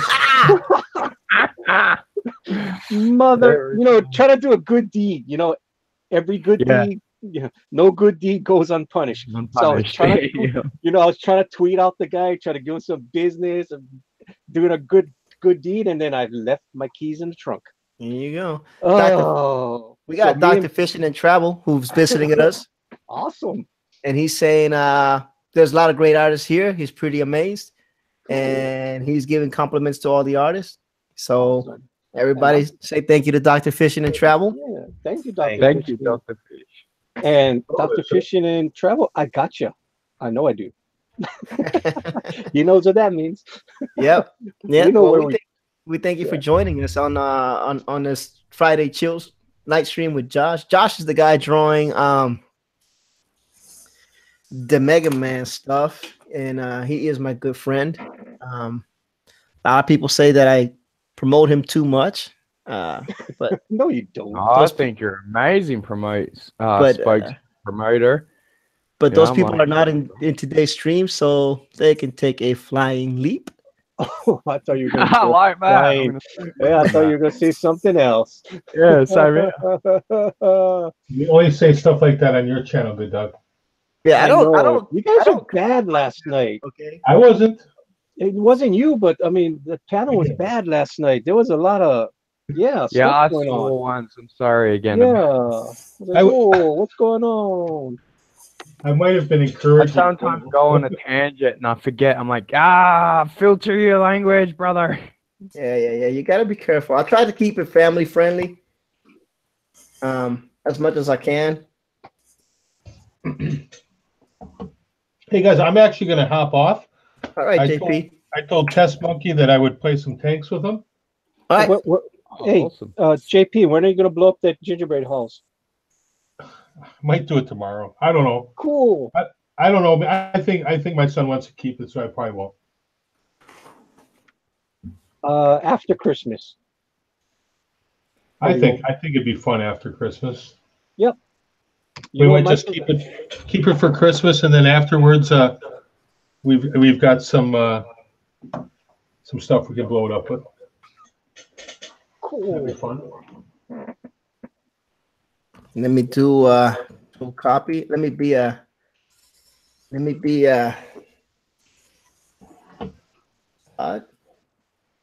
Control V. So I'm dropping a couple of links. I'm dropping a link for JoshChrisArt. If y'all haven't checked him out, go check him out. And if you haven't subscribed to him, he's the guy drawing the Mega Man right now. He has his channel. We're usually on his channel. Today we decided to go on mine for a little bit, which I'm grateful for. Anytime I can get on my own channel, and even though I'm still promoting Josh and Manny and Todd. And speaking of Todd, I just dropped his link for Ignition Get Tuned In, the YouTube channel.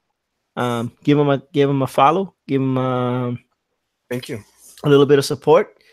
Todd is a very amazing artist. We just looked over at his t-shirts that he was selling. And if y'all missed that, let me go ahead and re-put that link out here real quick. Mostly some original stuff for his character that he's creating, which is Ignition. And he's got some Stan Lee tribute and some other stuff in there. I think that y'all would enjoy it. Reasonable prices, actually.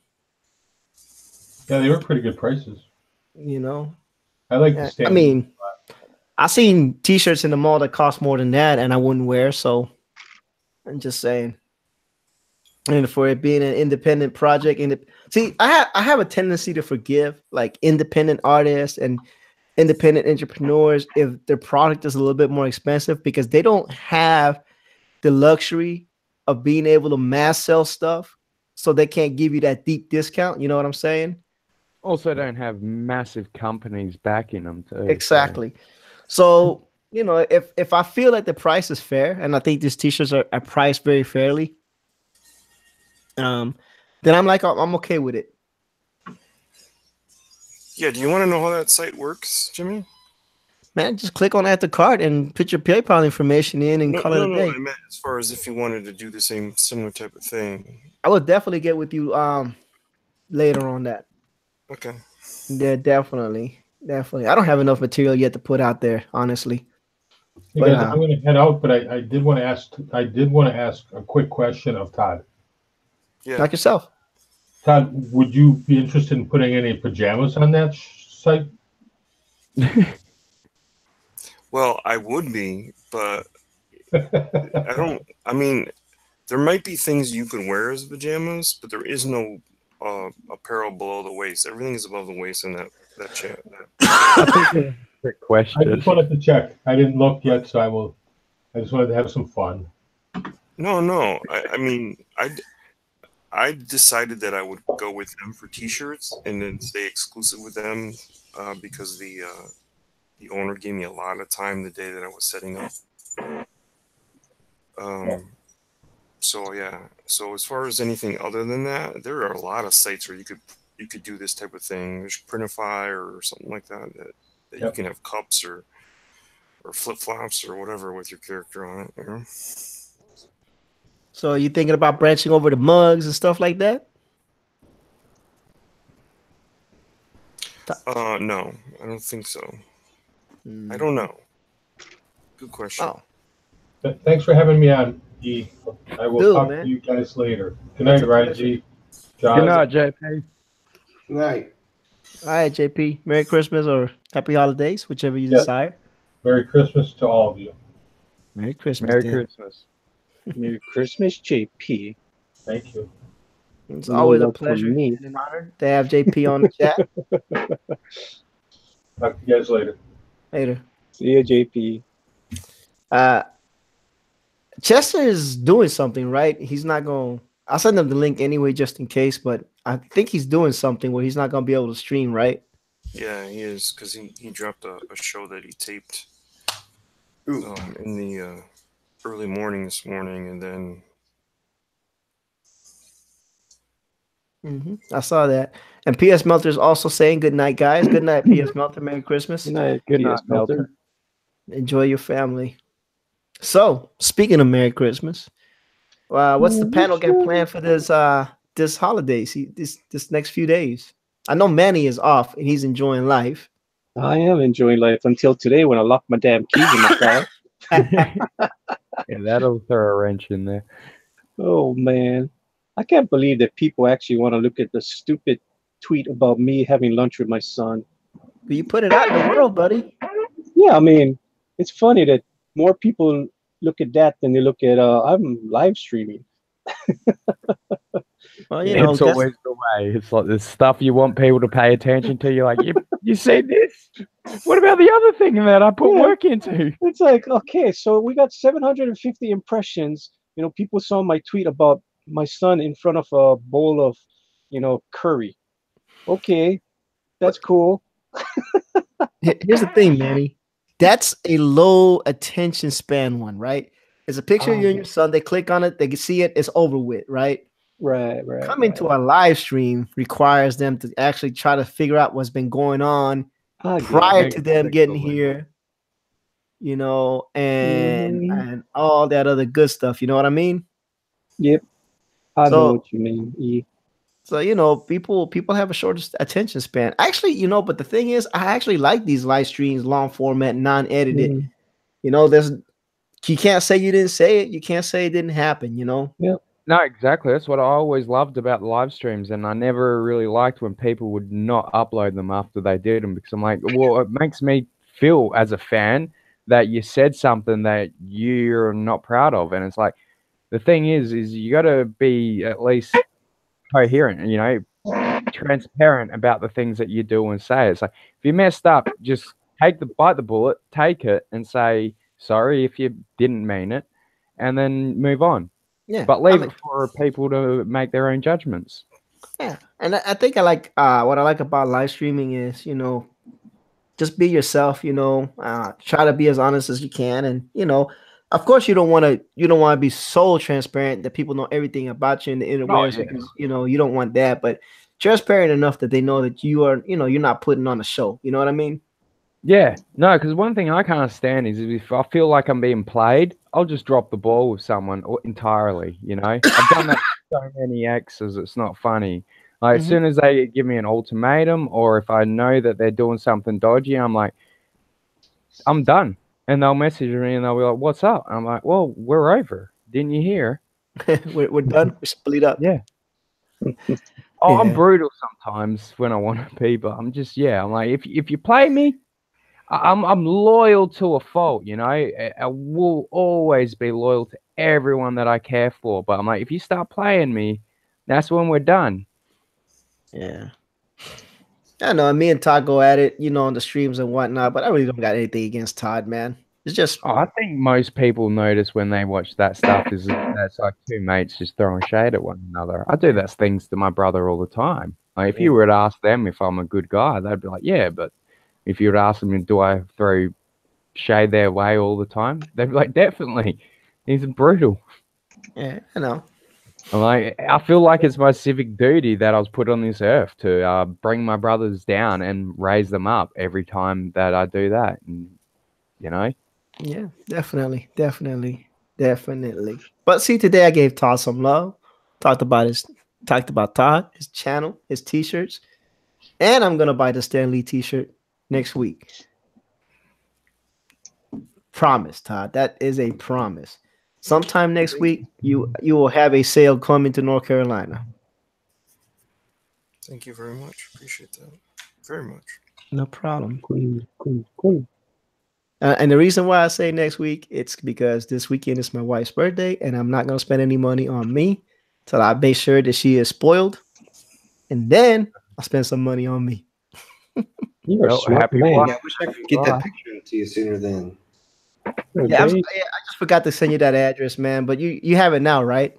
Yeah, I got it. I wasn't able to get to the post office today, but yeah. It's no worries. Look, man. I'll get it going though. She is spoiled, dude. She is spoiled. Like, the amount of stuff she's getting is ridiculous, man. I could finance a small country. That's how I feel sometimes. That might not be the truth, but you know, but that's how I sometimes feel. Yeah, I get it. Yeah, it's like, I spend more on you than I do on anything else. No. I don't spend any more. I don't have no problem. I don't have any problems, you know, treating my lady right. You got to treat your women right, you know? It's like, why else do you have money? You know, if you're not going to do it to raise up the people you love.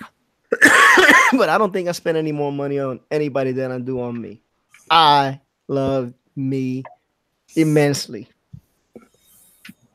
Like, that is a fact. But, you know, I do. I think she's gonna be very happy, and I hope that she is. You know, and I still might do some other things that I wasn't thinking about doing, just to throw a couple of curveballs. As a matter of fact, she is a DC fan, even though I am not. So we are taking her to see Aquaman on IMAX 3D, reserve seating, the whole works. You No. I love the way you tried to say that happily. You know, look, everybody knows that I'm not a big DC guy. Oh yeah. Hey, I want to give a shout out. James Hudnall's book Agenda.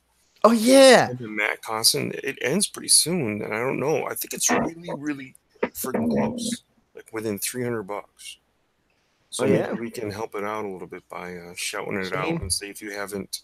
Is that on Agenda. Indiegogo? Yeah, it's on Indicron too. Yeah. Hold on. If you haven't backed Agenda yet, this is a team of 2 pros. You know, you're getting good quality book, and it's colored very well.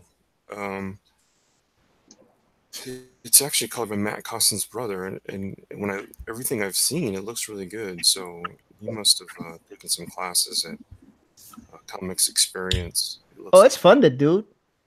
Agenda, Superheroes with a Purpose. Yeah. It's funded.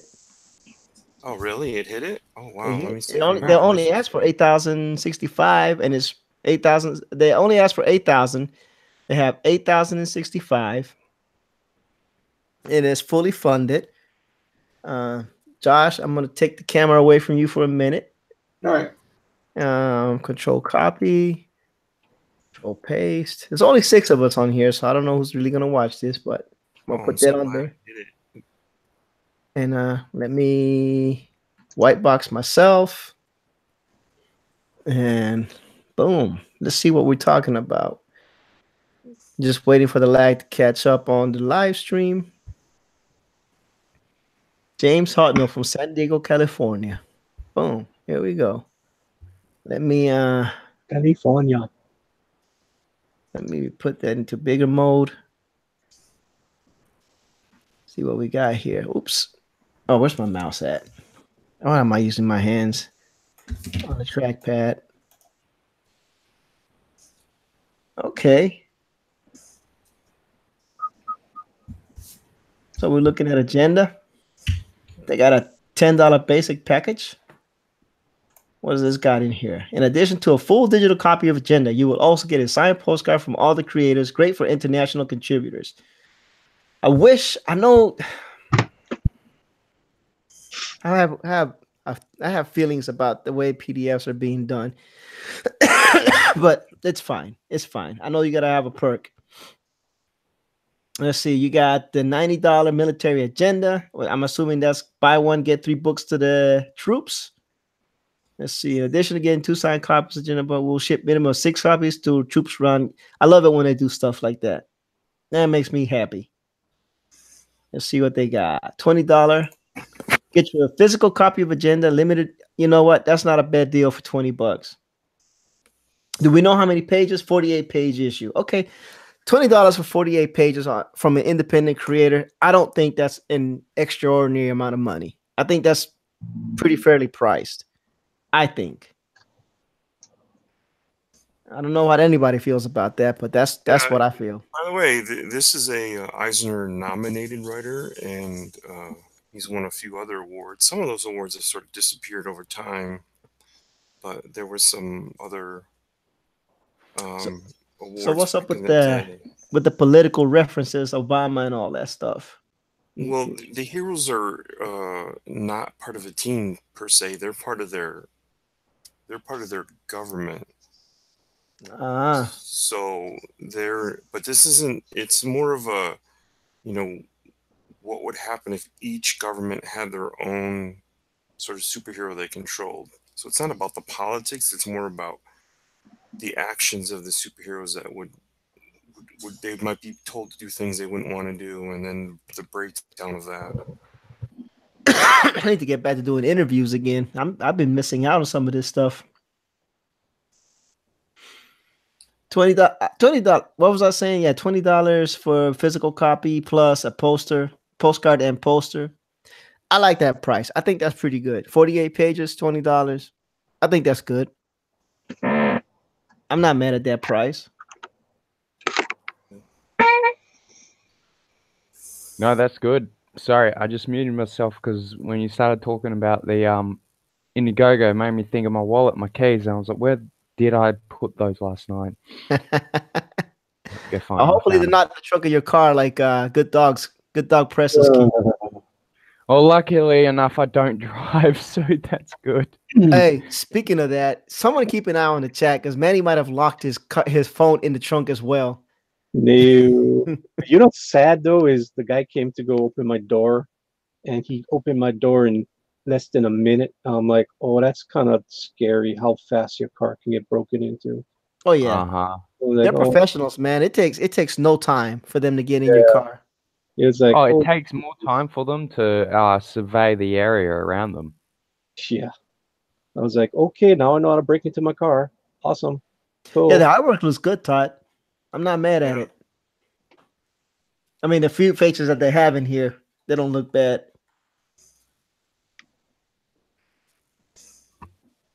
They don't look bad at all. But they met their goal, 8,065. But if anybody's interested, I put the link in the in the chat. And y'all can go check him out. You know, James Hartnell and Matt Cossin. Yeah, a little video that y'all won't be able to hear, but I'll hit play on it anyway. I can hear it. You guys can't. Sorry. Let's see what they did production-wise here.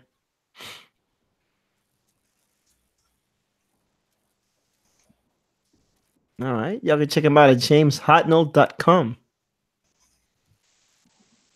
Holy smokes, he's talking. Who was that talking?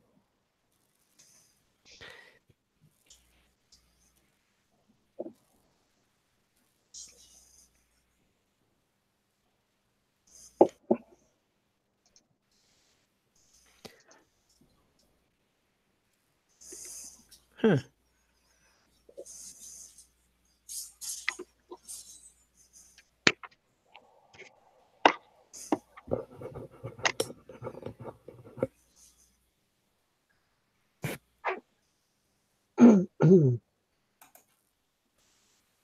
Oh, he's got multiple videos. Concept art. Whoa. He believes in thick girls. I like it already. This is nice. He's got some nice concepts. Yeah. I can get behind that.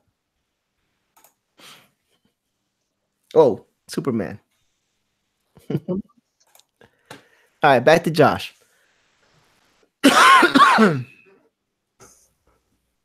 Okay. Well, ladies and gentlemen, that was Agenda. From what I heard on the video real quickly, he's got over 20 years of experience in the comic book industry. And his colorist and artist are brothers. So that's pretty cool. I always like it when a family affair gets together. Oh, I would say he's more than almost like 40 years. Yeah, I could barely hear what he was saying, so I went with the safe bet. But I think he said 30, so I just said over 20. I said 40. And you said 40. And Todd? You want me to tell you? It's probably 40. It's 40? Yeah, because I was reading his comics in high school. Yeah. I just keep forgetting that Manny's older than me. Yeah. Well, he says I'm a comic writer of over 30 years. That's what he put in there. Right. Yeah. So it's closer to 40 than 30. That's for sure. Yeah. Yeah. It looks good. I mean, I'm not mad at it. Like I said, look, here's the thing, right? Before I knew about Comicsgate and all that other stuff, I was already buying independent comics from independent comic creators, and I was spending $20, $30, $40, $50 on single issues. So when people were talking about how some of the comics were too high, I was like, well, it depends on the quality of the comic. It depends on, what part of the U.S. is being created at. Obviously, a comic book created in Texas may not cost as much as one that has to be created in New York City or, other parts of the places like that where, it's harder to get. Also, the material that they use, like some of the books that I bought, all the paper was good paper all the way through the book. Like the art might have not been super spectacular like I was hoping, but the quality of the book, the paper, and everything is hefty paper that's gonna last. Good stock, you know. so you know, there people are trying, you know, and as they continue to create, and as they continue to streamline the process, as they continue to get more bounce to the ounce, more power behind them, things are gonna drop down. That's just inevitable. That's going to happen. It's just that early adopters are gonna pay the hefty tag. You know what I mean? Well, this model isn't something that can go on forever. You can't. Right, and that's another thing. Yeah, Yeah, that single, like, oh, this is a complete story, and I'm only in it for these 40 pages. Is but if your story is bigger than that, and you're trying to do Indiegogo each time out, I don't think you're going to be able to get away with that. To be honest. Joshua Hughes came back, said he just watched Star Wars Theory's Vander fan film. It's amazing. No, you're right. It's here's what I think. Here's some of the things that I disagree with. When people keep thinking that they're going to continue to throw Indiegogos left and right, and the way I look at it is, once you start making money, you have to make that money work for you. You know what I mean? Mm-hmm. And meaning as let's take one of the lesser,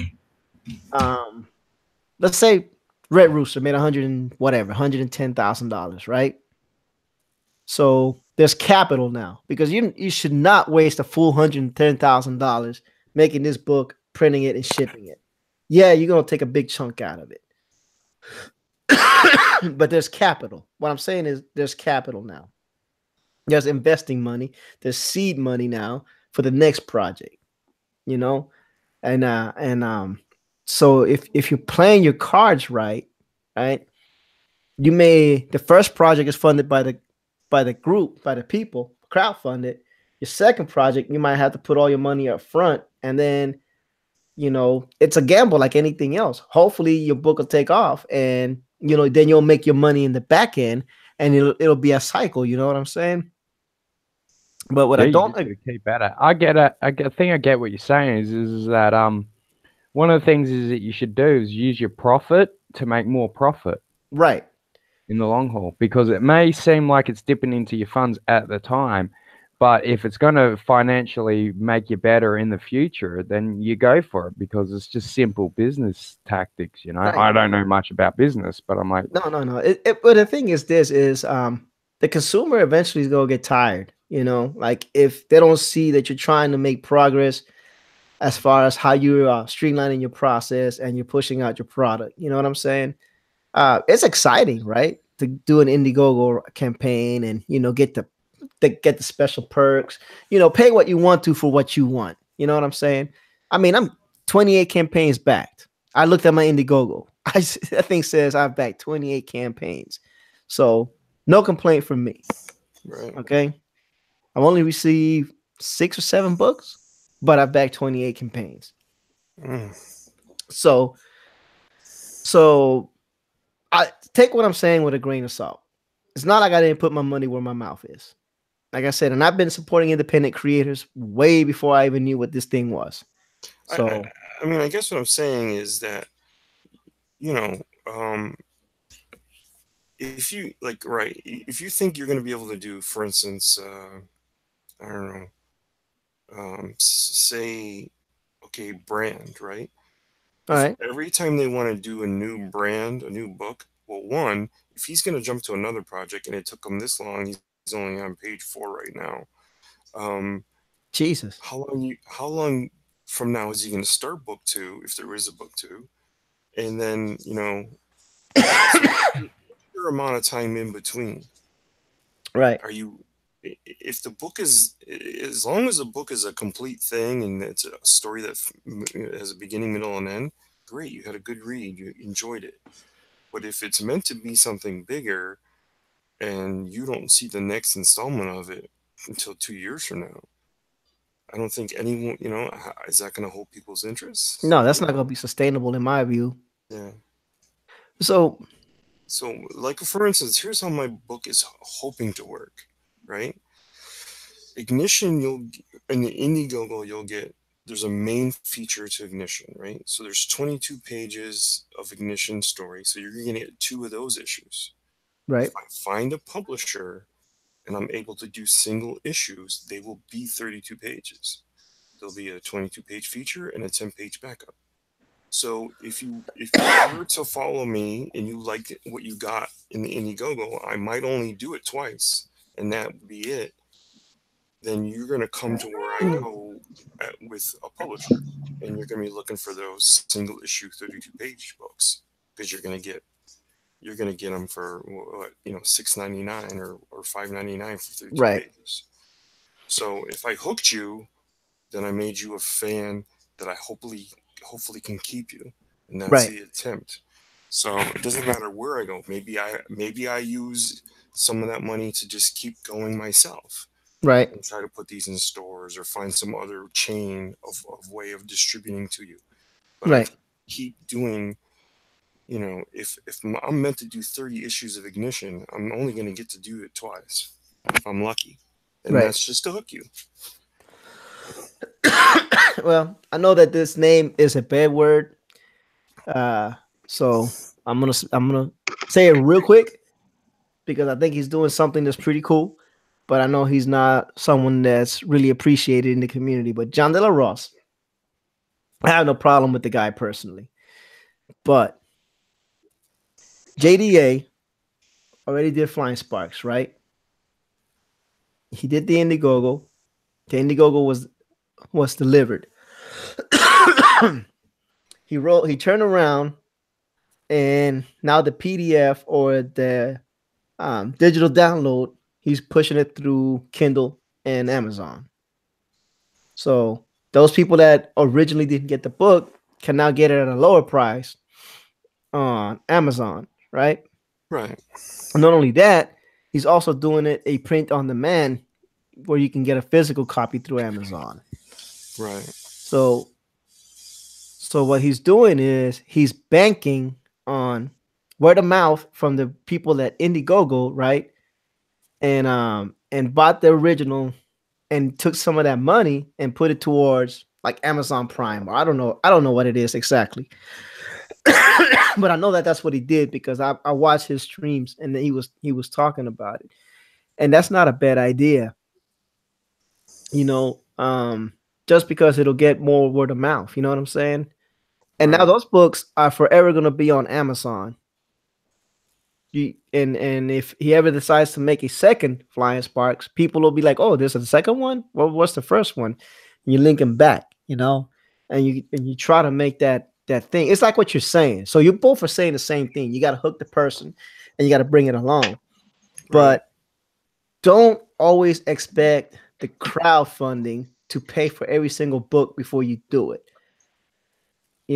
Maybe that's just me as a consumer, being selfish and greedy, because I back 28 campaigns and I would love to back as many campaigns as I can possibly back. But it comes to a point where I'm like, damn, it's getting a little out of control. You know what I'm saying? It's getting a little bit out of control. And I'm gonna need you guys to stop thinking that we, the crowd, are your personal banks. It's okay if you get your first project, maybe your second project out of the gates. I get it.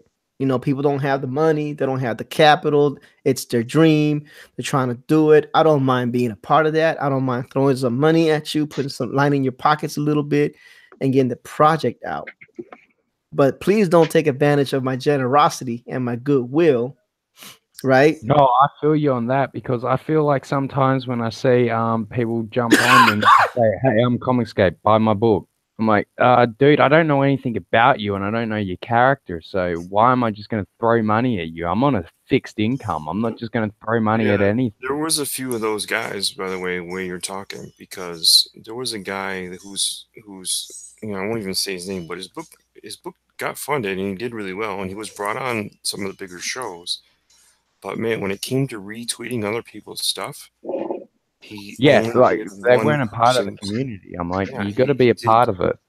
He sort of showed sort of what I call and I won't even call it that. He No. just tweeted one person stuff who was the same race as him, and that was it.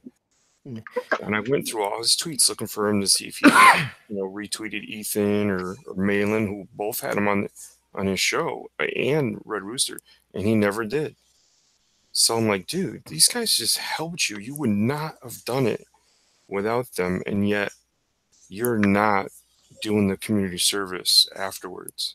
Well, I mean, there's people that are out there. One in particular, who I took my funds back once I found out more about the person, and I saw how they were operating and how they were using other people to get ahead and not really helping other people out unless they help them. I was like, man, I can't deal with that. So I have taken some money back on some of these campaigns. I'm not gonna lie to you. Like, I'm not gonna tell them like, yo, bro, I was backing you till you started acting like a little girl, but I took the money back. I was like, I can't in good conscience back this person or that person. There's only ever been one person, I won't say their name, that I ever wanted my money back from, and it was literally, I just backed them because I felt guilty that I'd thrown shade at them in the chat a few times, and that was it. Yeah. And then afterwards, I was like, you know what? Well, I learned a valuable lesson here, and it's I backed this person, and I seen their ego go from mediocre to somewhat of thinking that they are a god when they've done nothing in the industry or outside of it. And if you're going to be like that, then you lose me as a fan, because I remotely liked the guy before that, and then afterwards, I was like, I'm done. I look at you like I look at some of the people I know in the real world when I see them in the shops, and I'll avoid them like the bloody plague. Yeah. No, but back to what I was saying, and I believe strongly about this. I really believe strongly on this. Let me add what you said about John. I thought the same way about John, and I stuck my neck out for him. I found an angle, and I thought, okay, this is the best angle I have. I stuck my neck out for him, and all he did the next day was rip people to shreds. Yeah. So he kind of, all the good service that I did for him with made you look like a fool. Yes. Absolutely. That's how I feel. I'm like, you build something, you talk someone up, and then they say something, you're like, I don't agree with that at all. And now I feel like I'm affiliated with you because I've been saying you're awesome.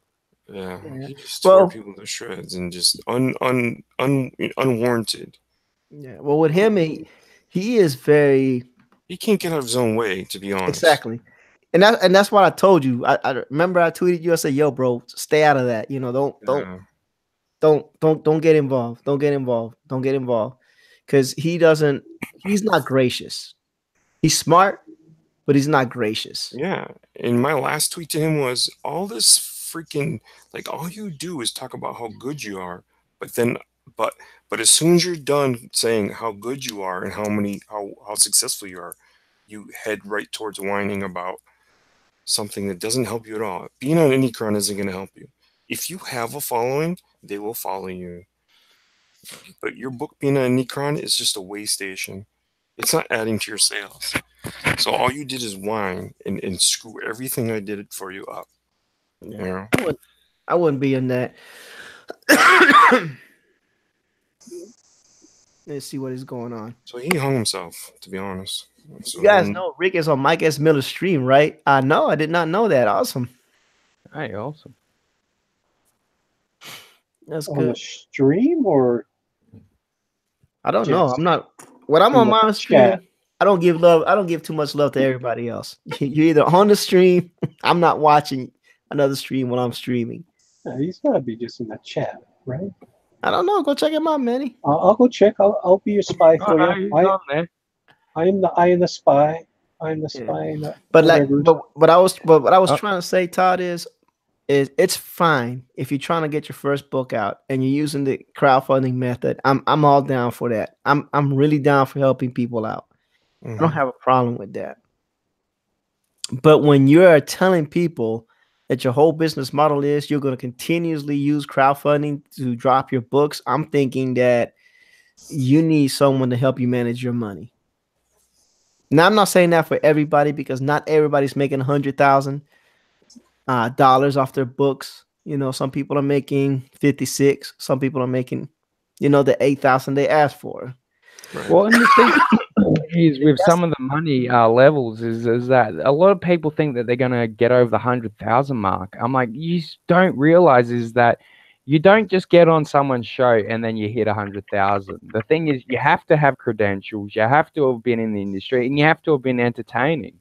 That's the reason a lot of these people get funded. It's not because their art's amazing and the story's right. I've seen in the chat a hell of a lot of the times on the biggest shows that say, I'm not a comic book fan. I just back because I find you entertaining. I've seen that countless times. Like, so the thing, by the way. yeah, no, I've just seen Not that John, Joshua. Another John. But we're not going to mention him anymore. Because I don't have no problems with him personally. I just, you know, I think he does a lot of good things business-wise. I just think that he's not very gracious. And that's his prerogative. Yeah, that's why I don't, you know, I mean, that's why I say, I think, you know, I can get away with it once, maybe twice, but my model is this is a long haul thing. Yeah. I've said that. So I'm trying to hook a publisher at the same time. And I had one, and my writer didn't deliver what we needed to get to him on time, but it's not a big deal. I'll find another one. And I have it wrote in somewhere else too, so it's not that it's not a loss yet. You know, I think I'll end up just fine. But yeah, it's just meant to push a little bit of product. You know, I don't care if I walk away with nothing as long as I got you. See, my goal is get you a hat, a T-shirt, a book, a this, a that, and then you're helping me spread the word.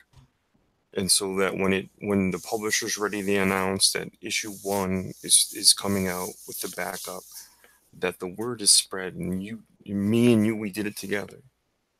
Because that's the part of engaging you and doing these things like this is to engage. And you know they're going to come back for the 3rd, 4th issue too, because you've hooked them as a fan. And the thing is with fans, like, we're diehard. We live and die with our creators, our characters. The thing is, and it's not until you literally go out on Twitter or something and go, hey, I directly hate you. You know, it's like, that's the only time you lose a fan, in my opinion. Like, everyone has some leeway. We're all human. We all mess up. We all stumble and fall. What you got to do is just to remember that.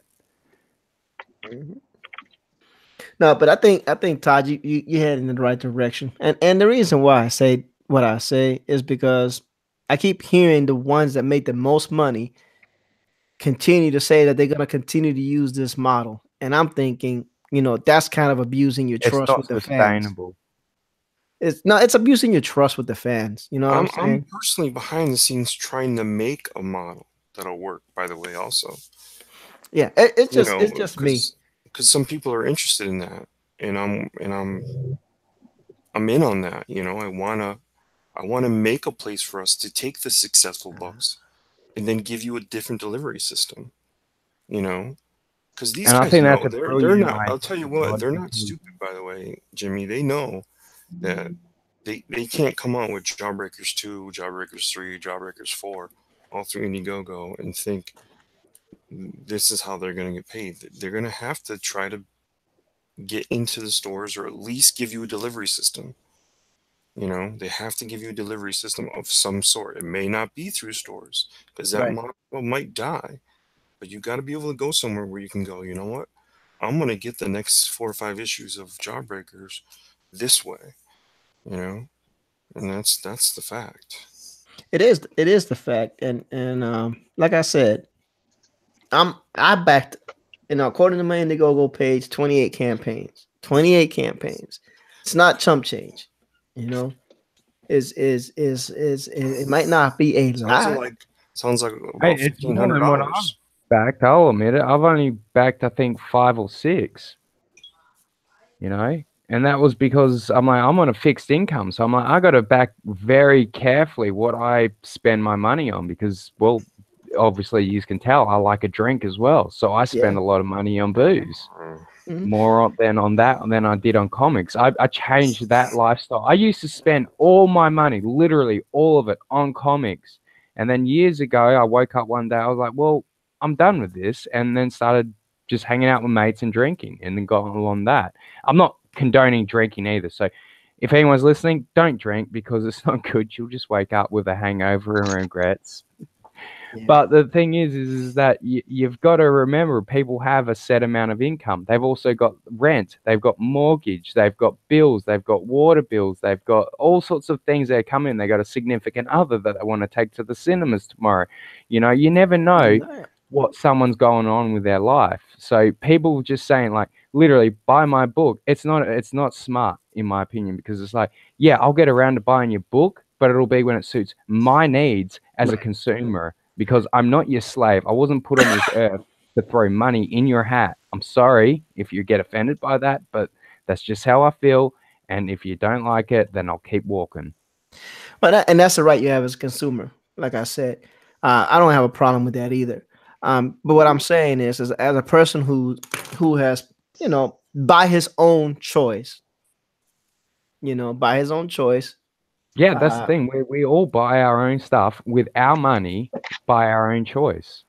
You know, that sometimes I feel a certain way, you know, when people keep saying, yeah, the next Indiegogo. No, there's no next Indiegogo till number one, you finish your book and you deliver it. You should not be talking about the next Indiegogo. Yeah.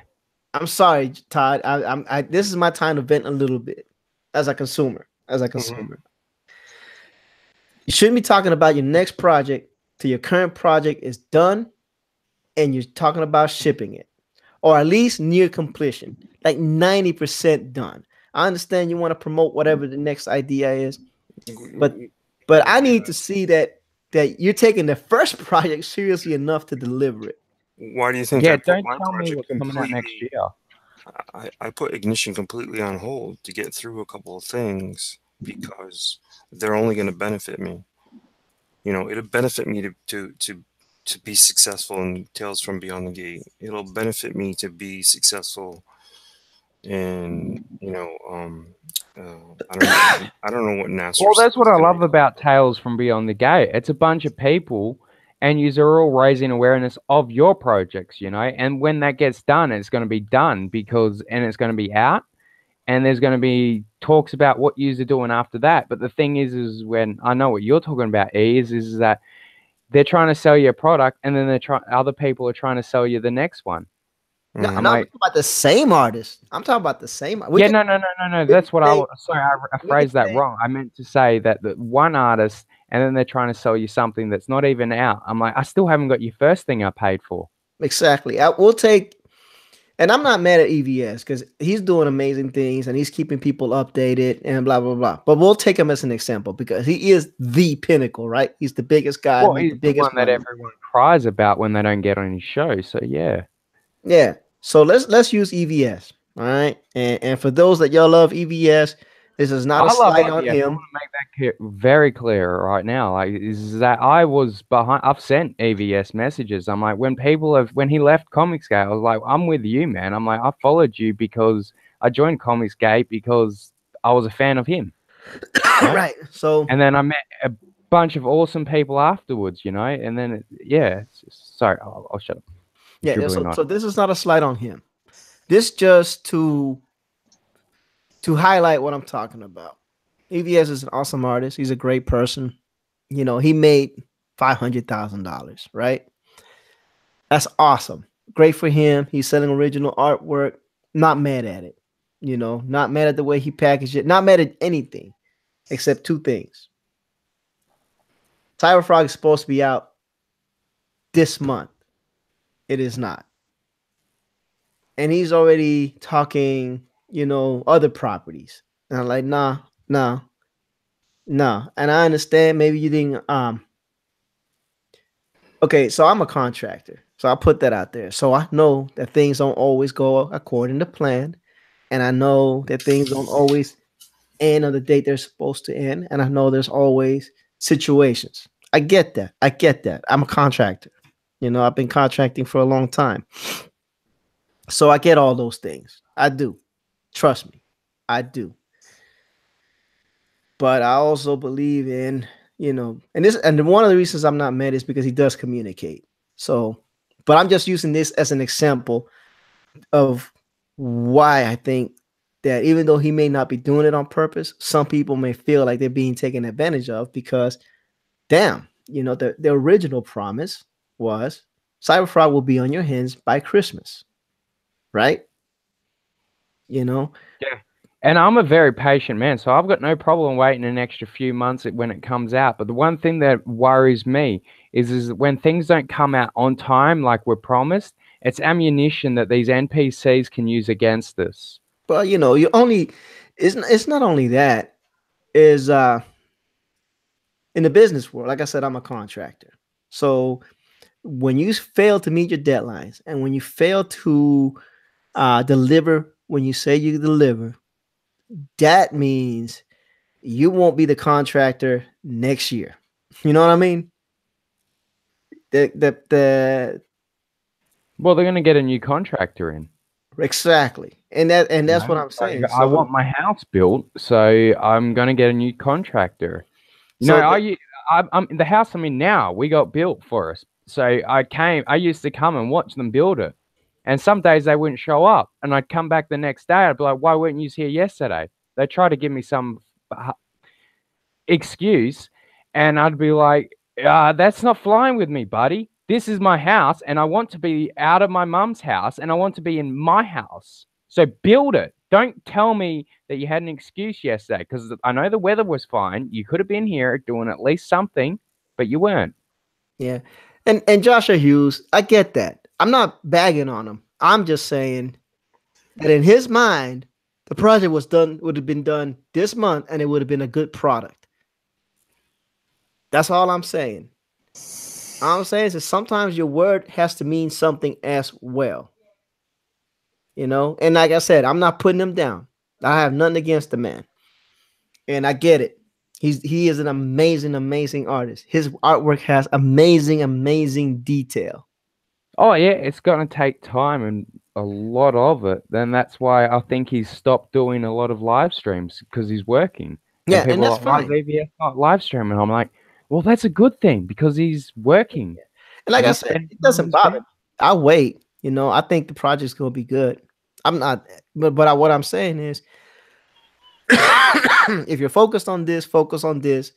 Don't focus on Rainbow Brute or what you're doing next or whatever that other scary project he's gonna do with I think it was Keenan White, whatever that thing was, or that feral girl that he had Mike draw a prototype for. See, you playing now. Now you're playing. When you're doing things like that, you're playing. I know you're trying to get your next things going, but you're playing.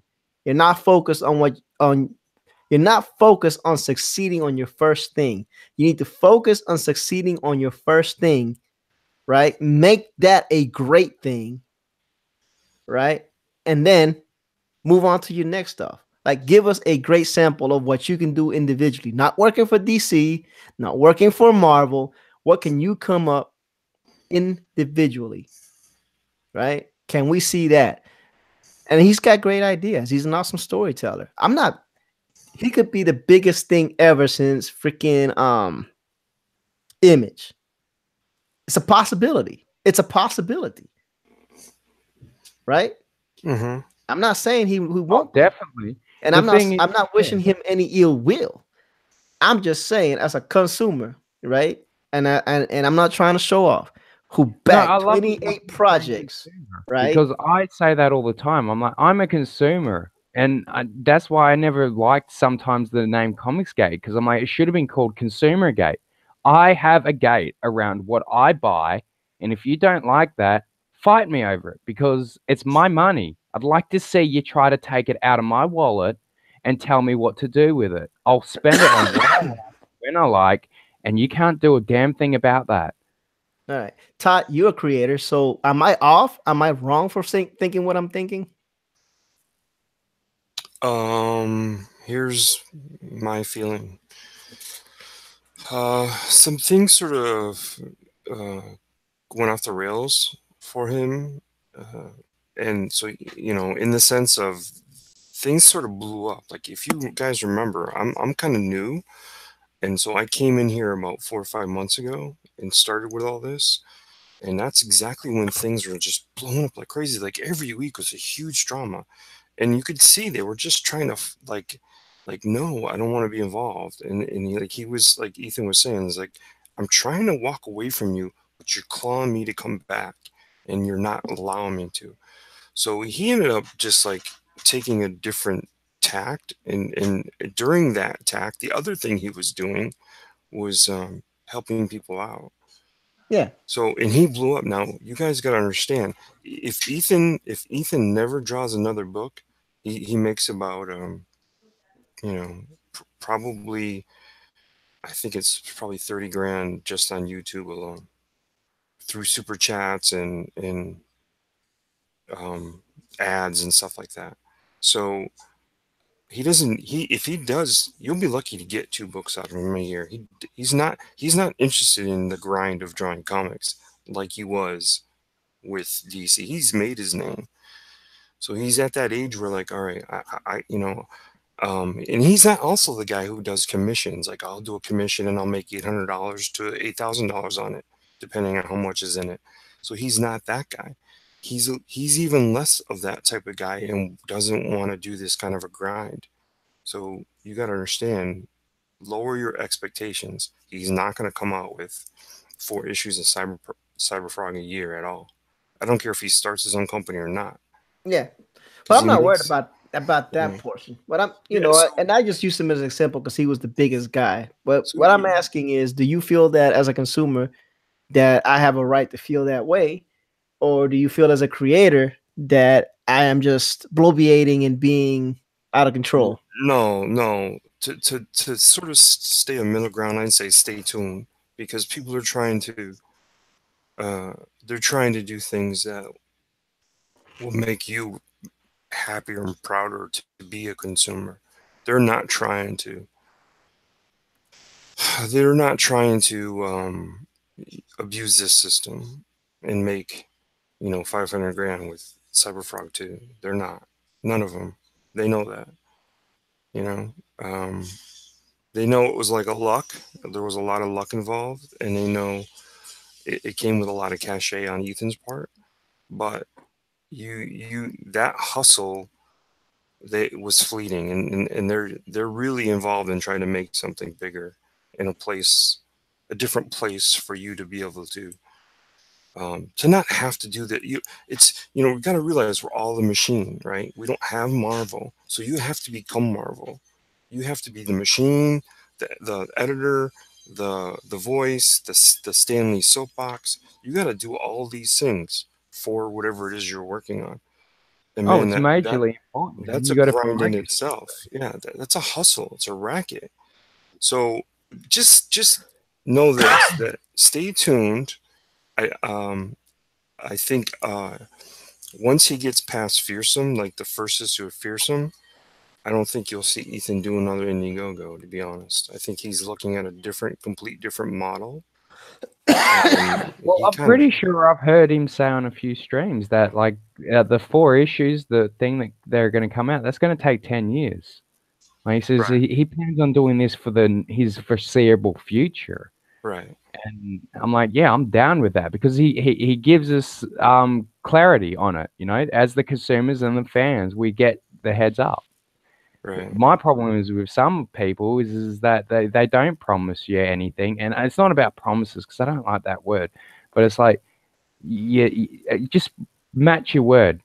Don't wriggle around things. I don't like politician talk. That's why I see a lot of people talking. They're like, you're avoiding a lot of questions that need to be answered, and you go, yeah, but look at this thing over here. Anyway, creating something from jump is not easy, because you guys remember Mike Miller had his own company at one time. He had his own imprint, and he actually kind of burned some bridges when it sort of came crumbling down.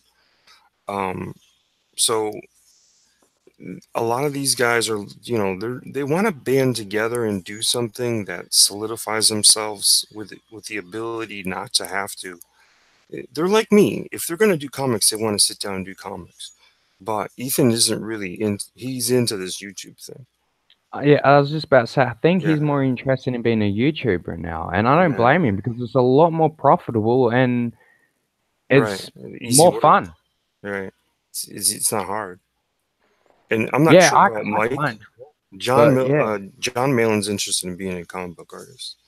Oh, Malin's comic book artist for life. You can tell that by the way he talks. Like, he is passionate as hell. Like, he's the one that solidified Comicsgate for me. I've been watching Ethan for over a year, but when I heard John Malin's interview with him when after the whole Twitter thing with the X-Men and the SJW, that's how I heard about it, because I'm an X-Men guy.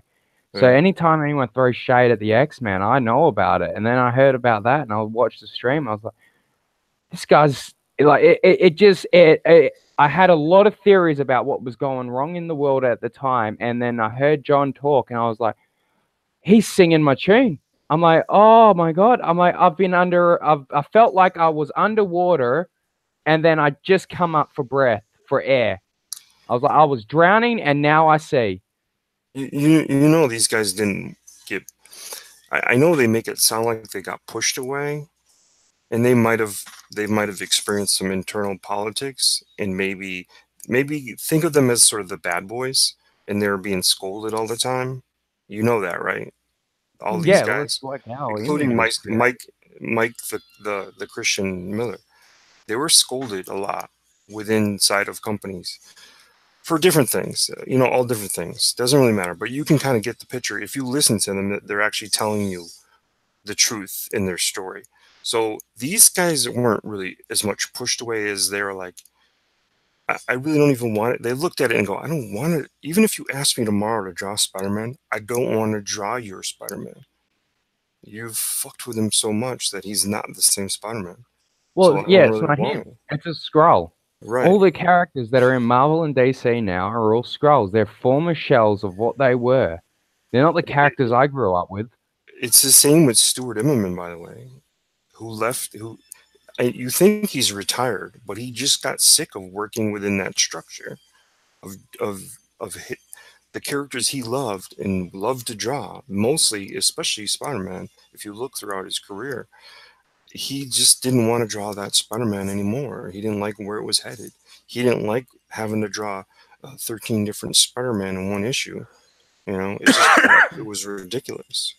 So you notice, if you look, he stayed away from that. And the guy who ended up having to do that was Oliver Copiel. And he's also probably done with Marvel. So these guys aren't alone.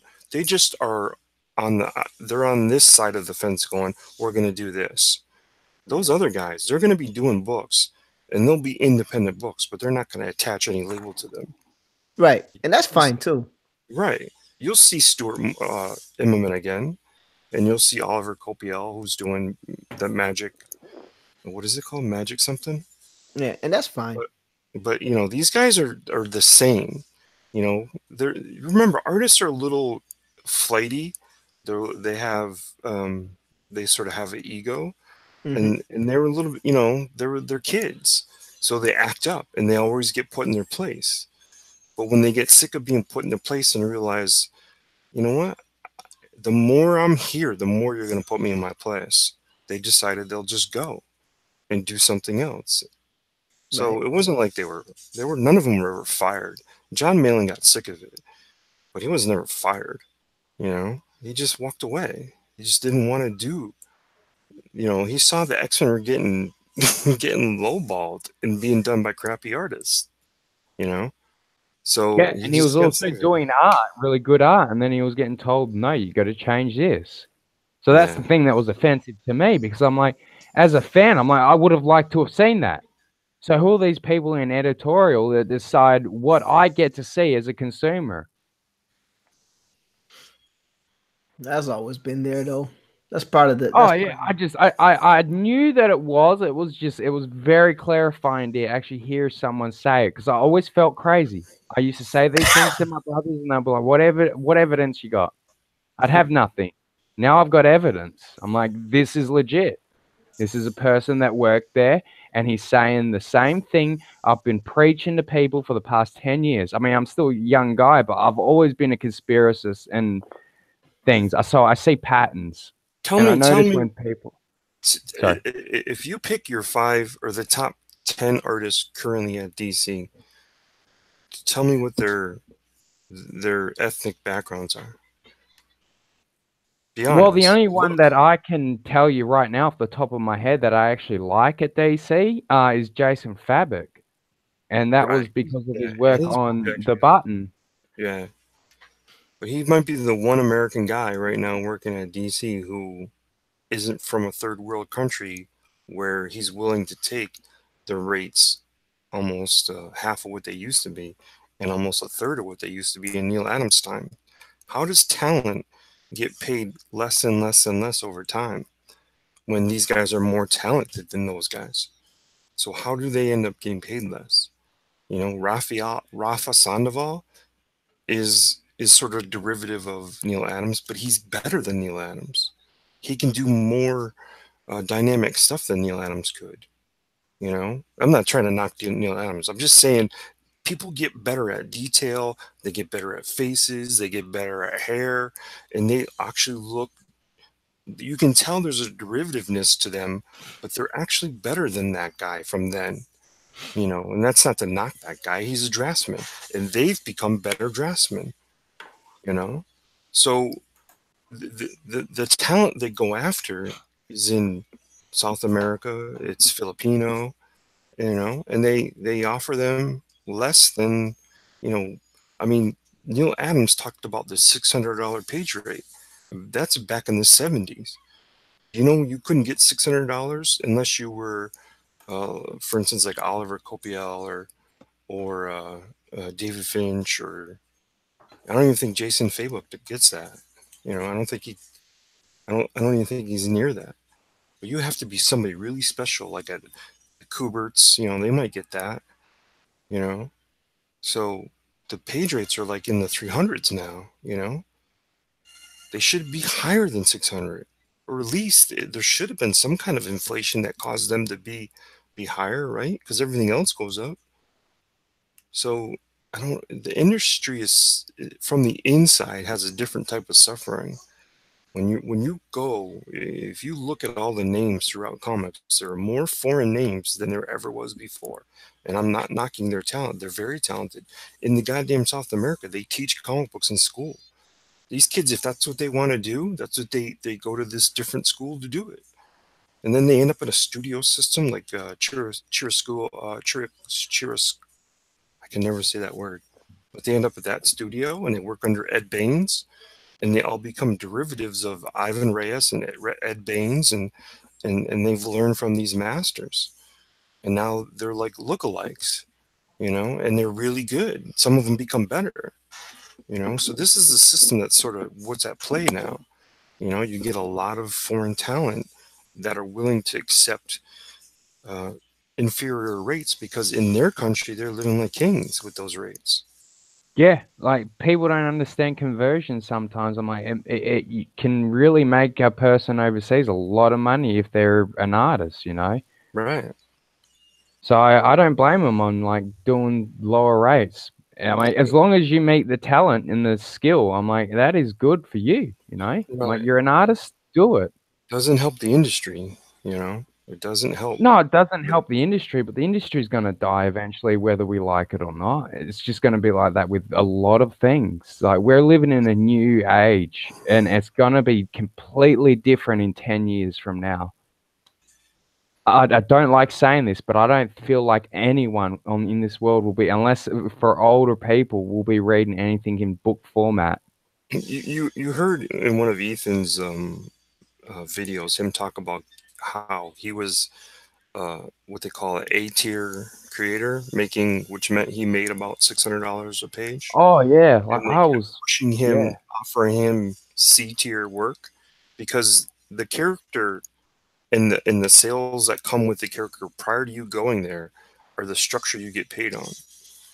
So if you are, for instance, if Green Lantern should be at least a B tier character, but he was a C tier character who became a B tier character through the work of some other guys like Ethan and Pacheco and stuff like that. Those guys helped Green Lantern become a B tier character. Yeah, well, they brought him back and put him back on the map. Like, he was obscure for, well, Hal Jordan, that is, was obscured. And then, yeah, he came back, brought him back to life. Batman or Superman and you get A tier money, but they were never. How many Batman books do you think Ethan drew? I wouldn't have a clue. Not that he hasn't, but I think he did one miniseries. So these really good guys that are American actually get pushed around in a different way inside the company.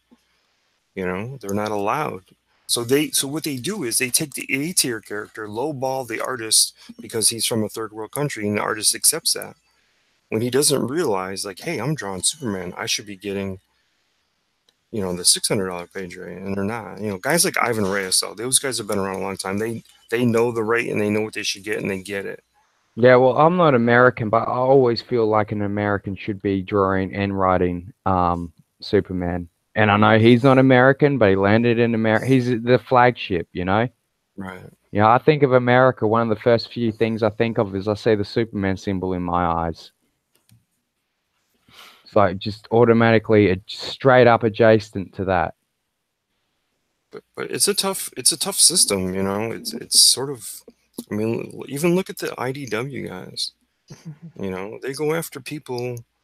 They go after people that either do faster work, but it's not as detailed. So they say, well, you're not this type of artist, so we're going to offer you, and it's usually around 120 for hold on, fellas. page. I just realized that we had a skewed view 3D stepped into the chat. I don't know if he's still around, but thank you, or she are still around, but thank you for dropping by. Please don't forget to hit the smash the like button for us.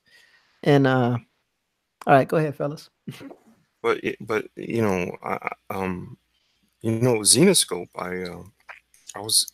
I had one of the few contracts that I signed was with Xenoscope. To do just a single holiday issue, but it was a $60 page rate. And come to find out, the artist who was doing the cover was getting $400, and the colorist for the cover was getting $120. Well, I'm busting my ass on the interiors for $60 a page. Yeah, you're doing all the work, right?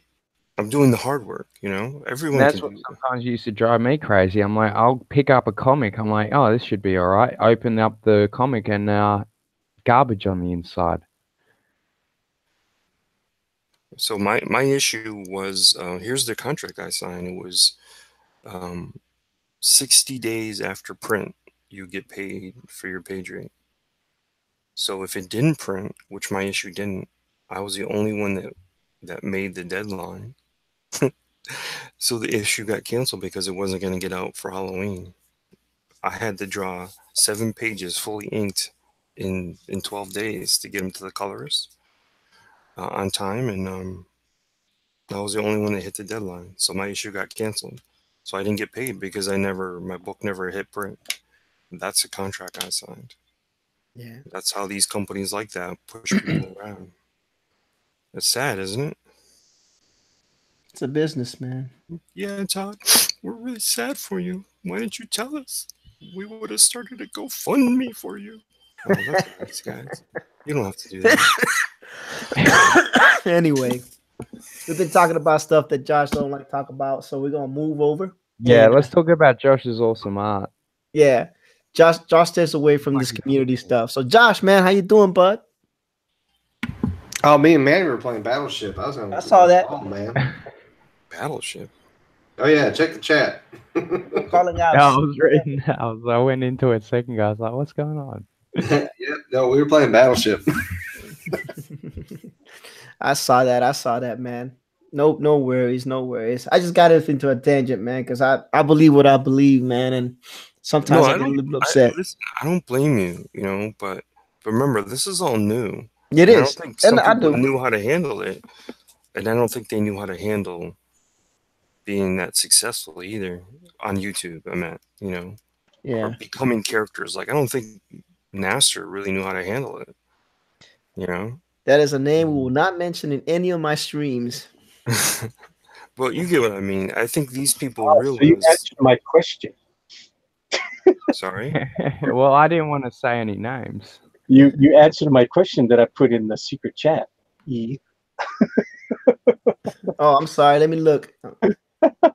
What I else? seen it, Manny. I just didn't know if I know you told me it's a secret chat, but I was worried if I put something in there, like if the whole world can see In the it. secret No. chat, only us can see it. Nobody else would have seen your. Let's see. It says who Todd Ricey who.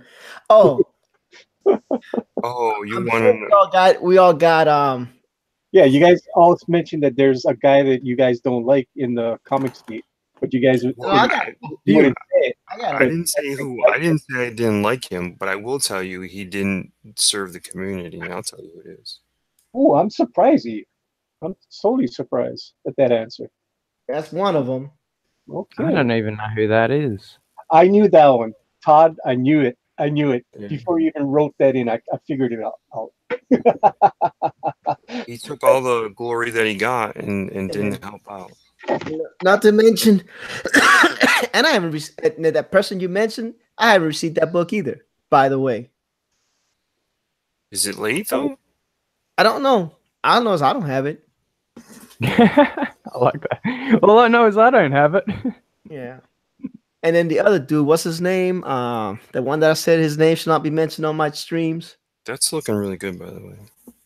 Yeah, I just don't like people's egos. You know, I've got a big ego myself, but the thing is I know my place in the world, and I don't like to rip other people down. And I've seen certain people rip other people down, and I'm like, dude, a few months ago you were sitting in the chat with me. Yeah, I'll tell you some more stuff, Manny. No, Listen, I know I take a little bit of heat for maybe it's my tenor of my criticism, but doesn't mean that I won't criticize you and then get you just me one-on-one with you and criticism is good. It's the way you stick in your skin and you learn that you're like, well, I won't do that again if it's continually annoying certain people. Yeah, but the dude that did Stardust, yeah. He is the only person that I literally, I mean, I know me and Todd joke and crack jokes on each other, but that dude is the only person that I literally want to knock his teeth out. Like if I see him, I literally want to knock his teeth out. This is not a joke. This is not me exaggerating. This is me telling you, I literally would knock his teeth out. At the airport waiting. Huh? I said if he came to Perth, I'd be there at the airport waiting for him to get off the plane. No, this is a serious thing with me right now. I'm very big on respect. Are you talking about this guy whose name you put in there? No. I'm talking about Stardust guy. I'm gonna skin out. I got a lot to do. Have a great night, everyone. Merry Christmas, happy holidays, and God bless. HQ TV 3D. Thank you for dropping by. You have a Merry Christmas, and God bless you as well. So you talking about the writer or the artist? The writer. Okay. The writer. Interesting. No, I feel you because I watch a lot of stuff and I watch Twitter as well. Sometimes if I can figure out how it's working on the day. No. But I watch everyone's attitude and it completely went from a 1 to an 11. And I'm like, who are you to start attacking your own community, your people, your fans, your consumers, and you're going to start saying certain things to disrespect them? Man, you're out of your league because you're a nobody and you will continue to be one. Well, that's not the thing. Is he has become everything he said he hates about the book. Comic book. He has become exactly like the Batman quote. He has become everything he says he hates. in the comic book industry. He has embodied it himself. And I've told him so. I've sent it to him as well. I said I used to throw shade at you just because of the fact that I wanted to see you get better. I wanted to see you more confident on the mic. And the thing is what I do. I'm the oldest of 6 kids, right? So I've been throwing shade at people my entire life. It wasn't to make myself feel better. It was so I could see my family go out into the world. And then when they got shade thrown their way, they were like, well, I don't care because my family threw it at me, you know? When you get attacked by people, it's not a reason to cry and scream for virtue. It's a reason to stand up and say, hey, this isn't going to affect me again because it already happened to me yesterday. And yesterday's yesterday. What I'm looking forward to is tomorrow. Yeah. I don't know. I just have some issues with some people. And the guy that I put in the private chat, that's the guy that I took my money back from. Cool. Wait, can you put his last name in? Because I'm not sure who you're talking about. That was his last name.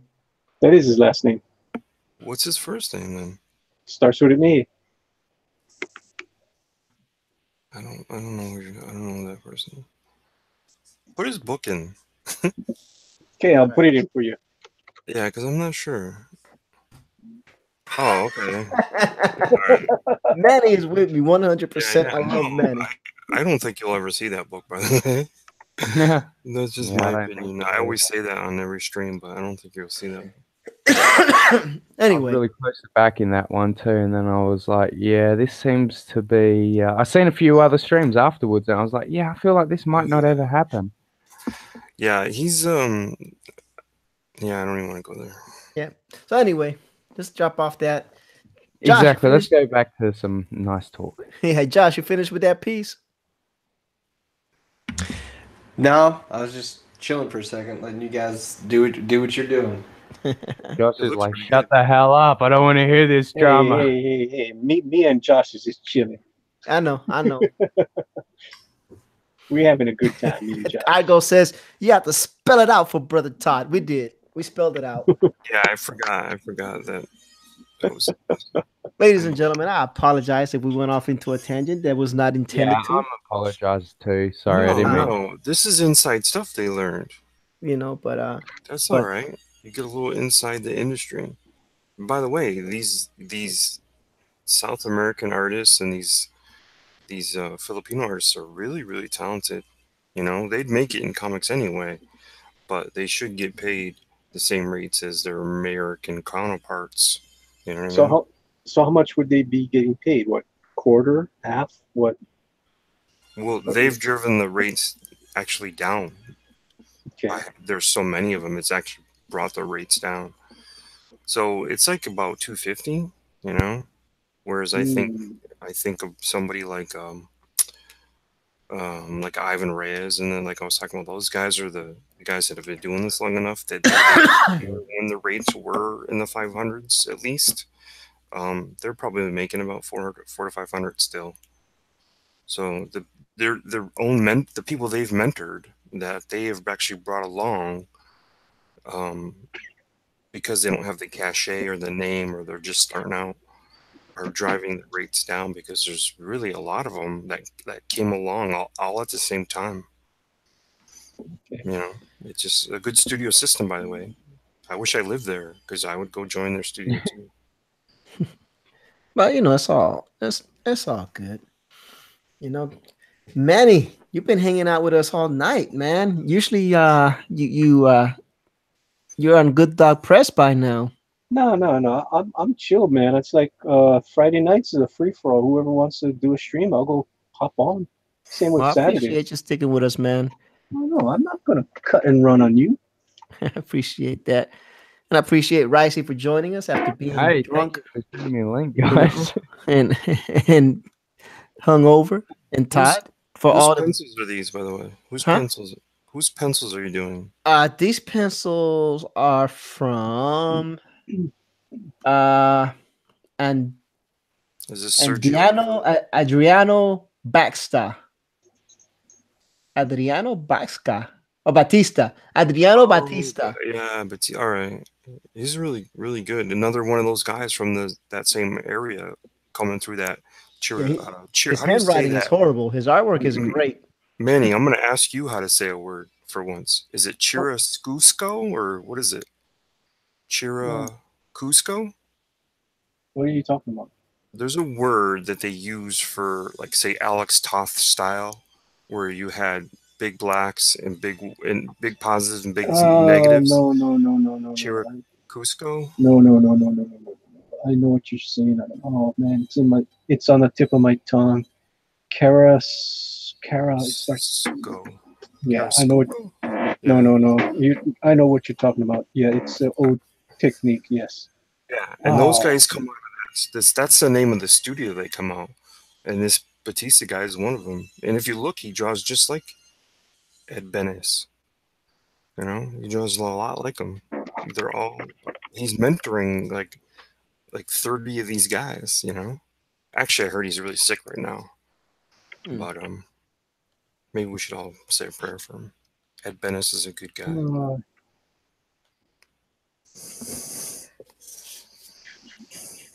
Yeah, I didn't know you had paid attention. That has switched.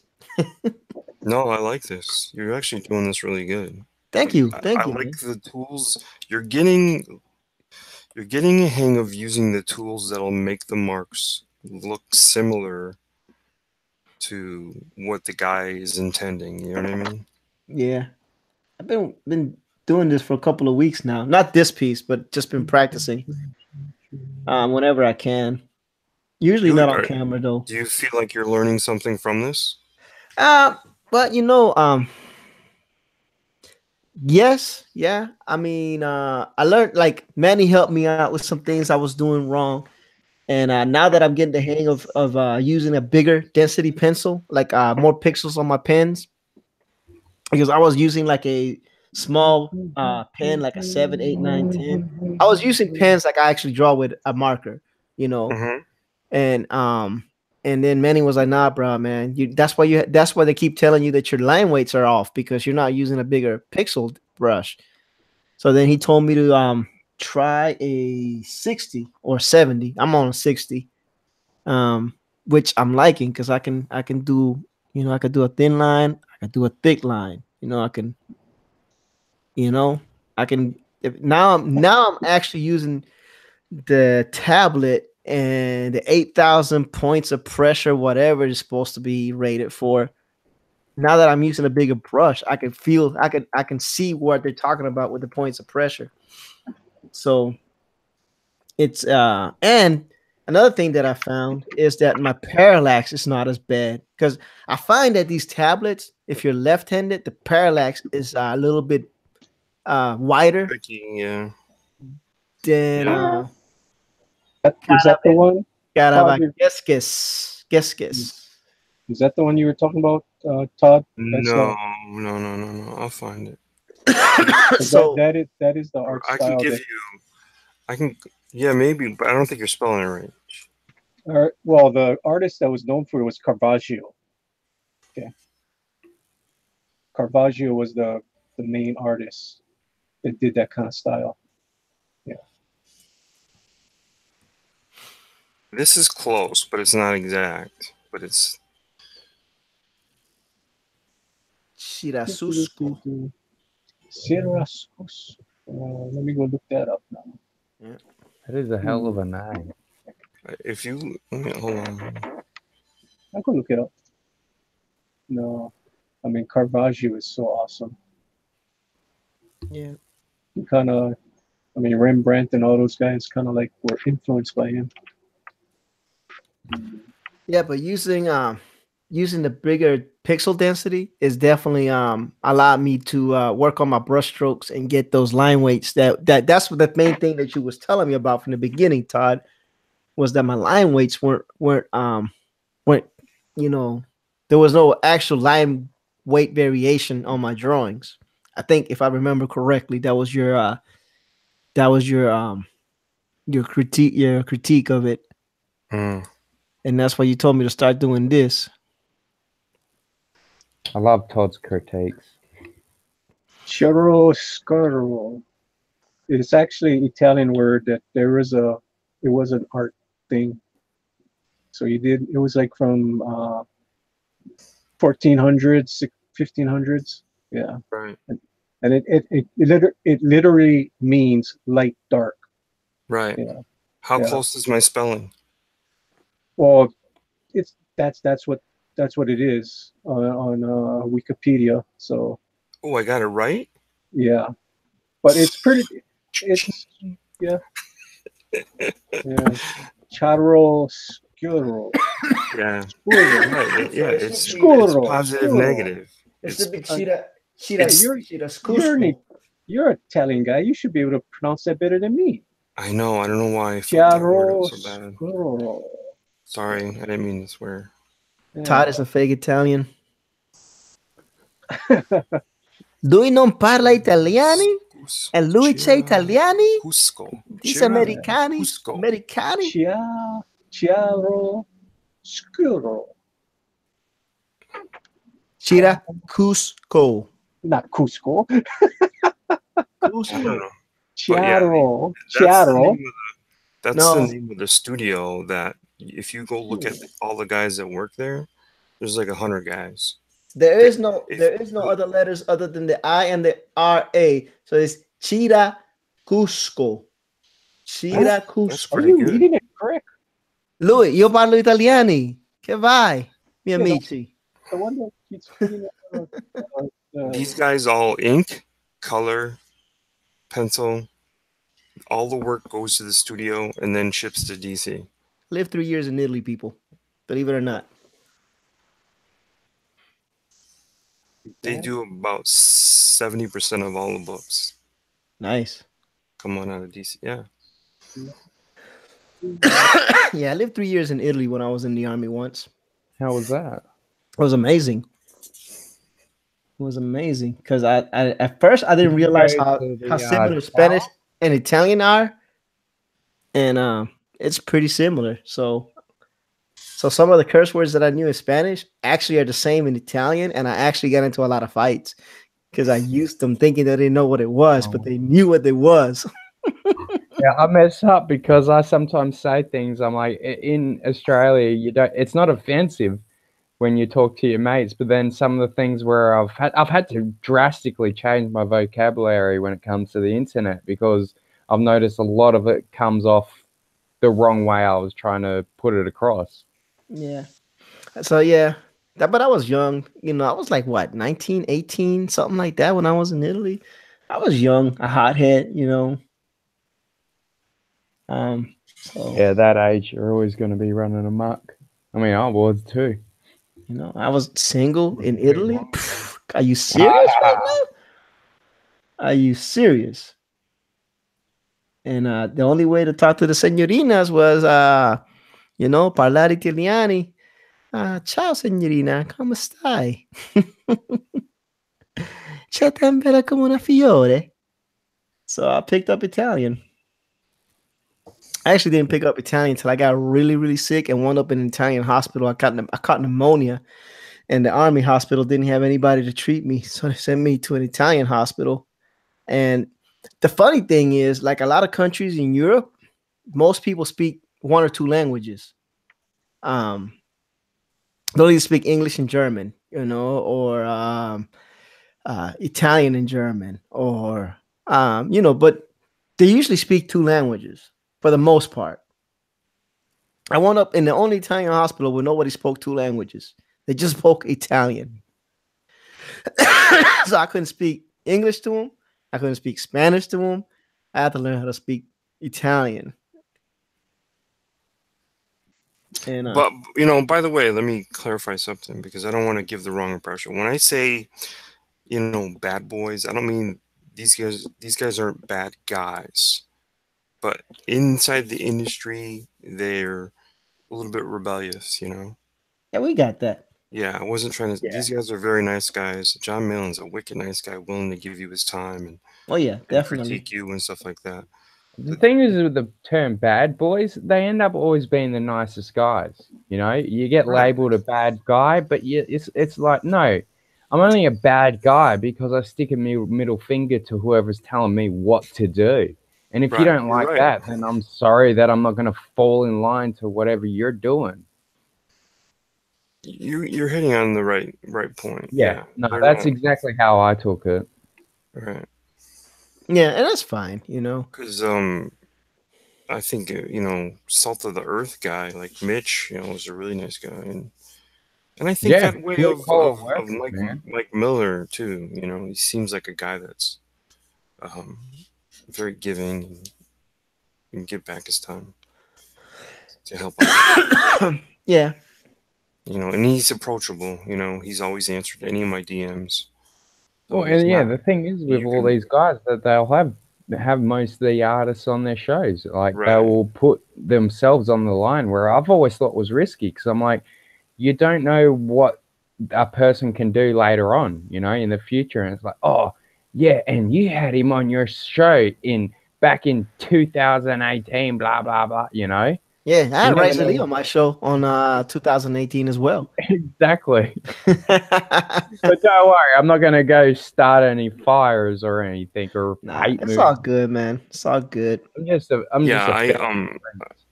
I hope to get on some of these shows, but obviously it's when I mean, if I don't have something to show you, then I don't have a point where I'm like, okay, I'm ready to launch. Then I'm not gonna do it. I'm not out to just be on your show. I got plenty of friends whose show I can go on. I'm not out just to be on your show to hang out on your show.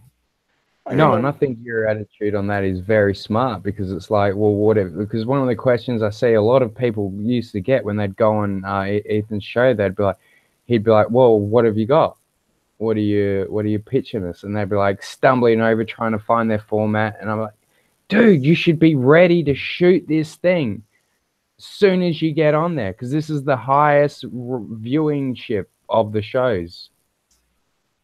I've seen a few people stumble and fall, and then they would blame other people. I'm like, no, that was your own fault. I want my book to be able to be pulled up, whatever. You'll be able to pull it up wherever it is, Indicron or what. And I'm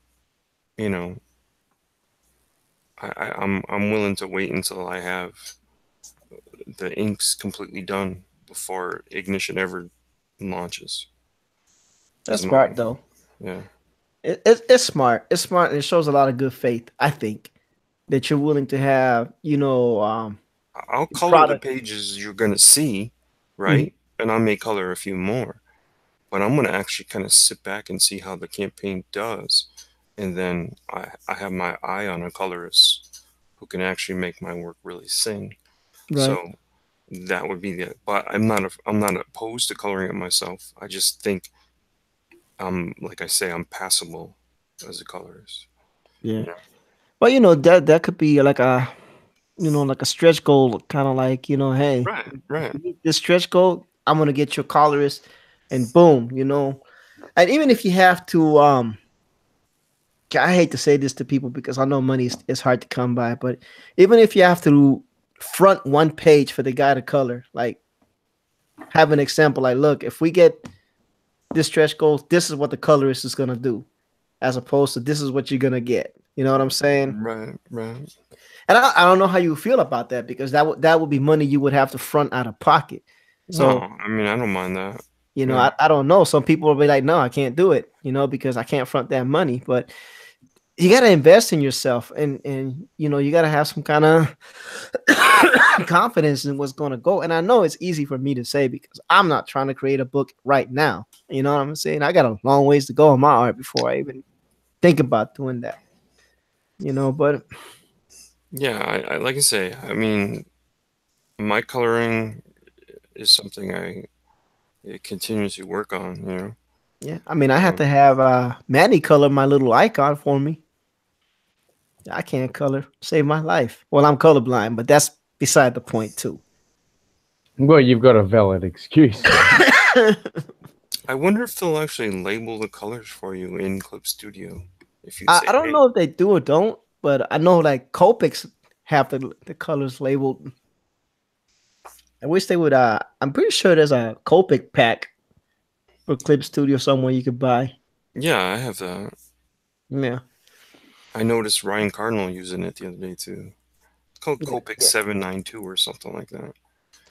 I also have another one that's really nice. It has no K. You know, all the colors have 0K, and that's just a good thing to have as far as a base. You know, um, it's better to build on top of colors like that have 0K, and then sort of you don't drive the color past 20. You know, by building on top of it. It's easier to get there and have less K end up in it by building than to actually pick a color and just say, okay, I want it though. You know, sometimes I pick a color and I'll just move the slider down to about 20K, but forget that I'm going to put something on top of it or do something around it that sort of affects how it looks, you know, sometimes. But that doesn't mean it won't print well, as long as you're not in something that's too far over it. But I'm starting to see more and more books print with a lot more K than used to, and I'm wondering if maybe the printers have made an advancement that I don't know about. And maybe I should look into it, because I've seen a lot of covers that have used darker color, you know, colors that were in a really higher register of K. And it makes me wonder if there's something to the new printers, or some new advancements that have been made. It could be in the programs, or it could be in the ink itself, you know. Yeah. I'm just wondering. I'm going to ask you a question, right? Because I'm not a colorist. Talk to me about the K thing. Say no more than 20 Ks. Oh, K is just the amount of black that's in any color. Okay. If you're coloring in CYMK, K is for black. You know, C is for cyan. All right. I didn't know, so I was like, you know, let me ask just in case nobody else know. I don't mind being the fool. You know. Trust me, I've learned something from coloring this children's book, because I originally was coloring my pages in RGB, and then I was converting them, and I was going, holy crap, where's all this green coming from? And it was like I had to go and isolate every color and switch it, put more red into it when I converted, because like I was losing all my red, you know. I was really losing all my saturation, you know. And so I was like, oh my fargan God, I cannot believe the amount of green that's showing up after conversion. So now I'm strictly going to color in CYMK for good. Nice. Yeah.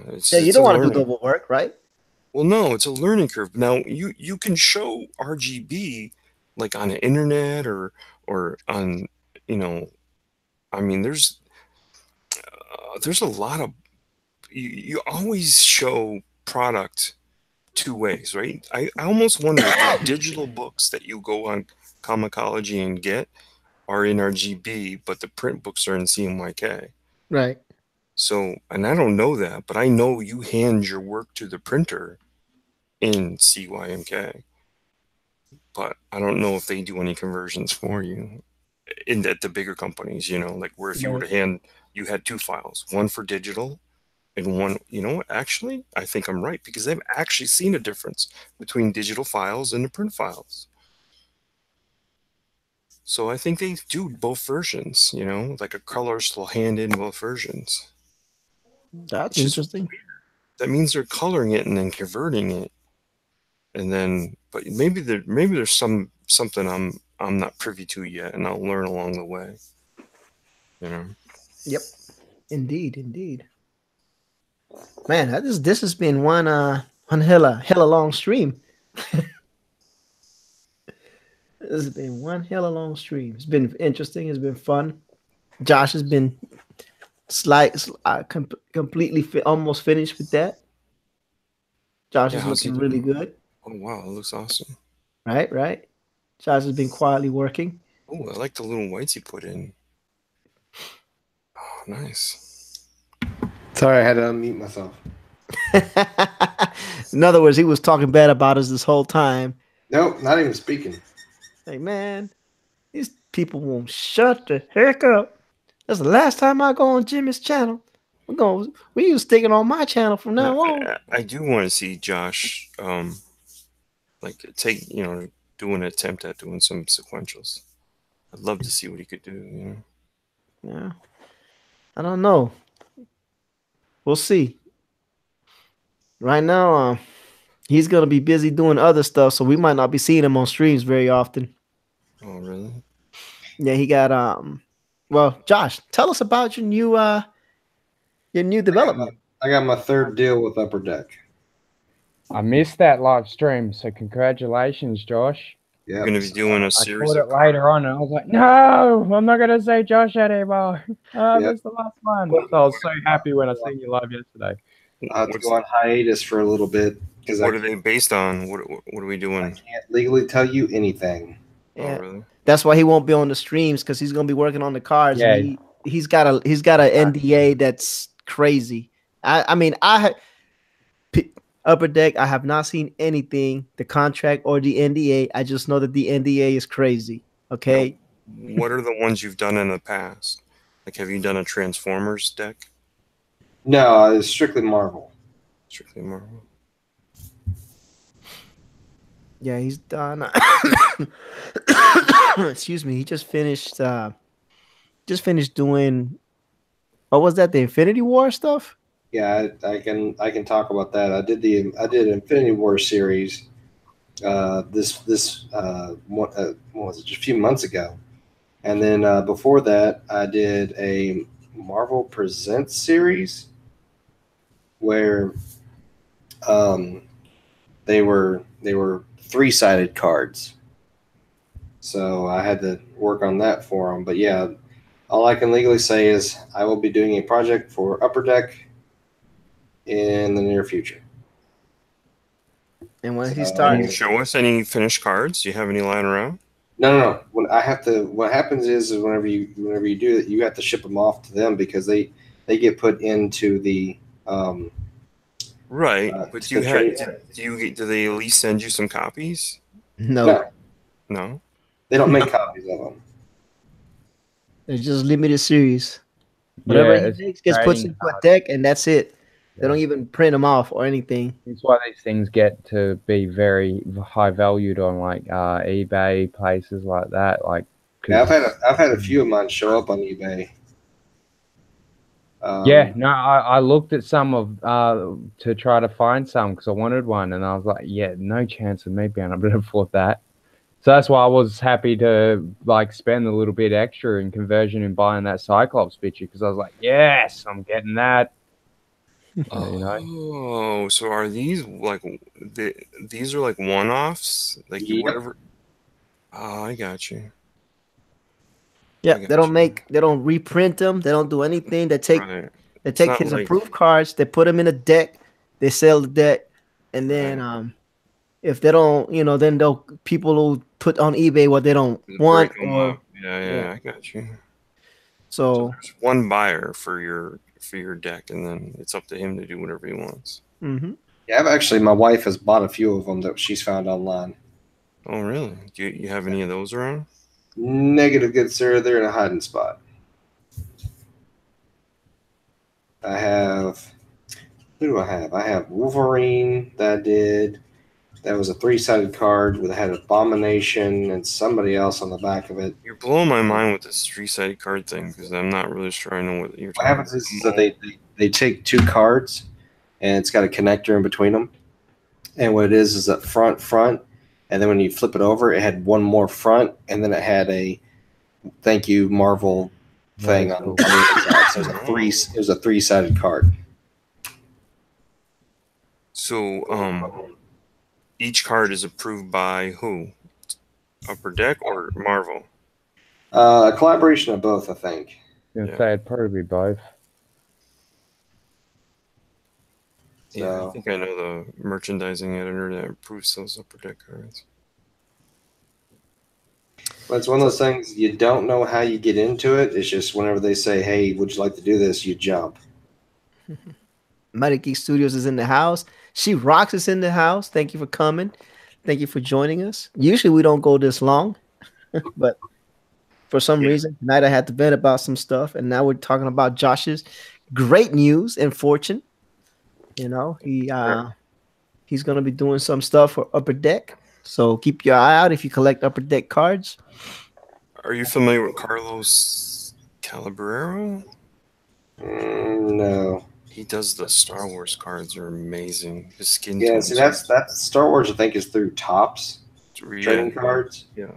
And see, I'm doing the Upper Deck series. Yeah, it's weird, and that's why Josh will be probably, you know, if he'll stream, he'll be talking, but he won't be drawing, and stuff like that, which is gonna be kind of sad because, you know, everybody loves Josh's art.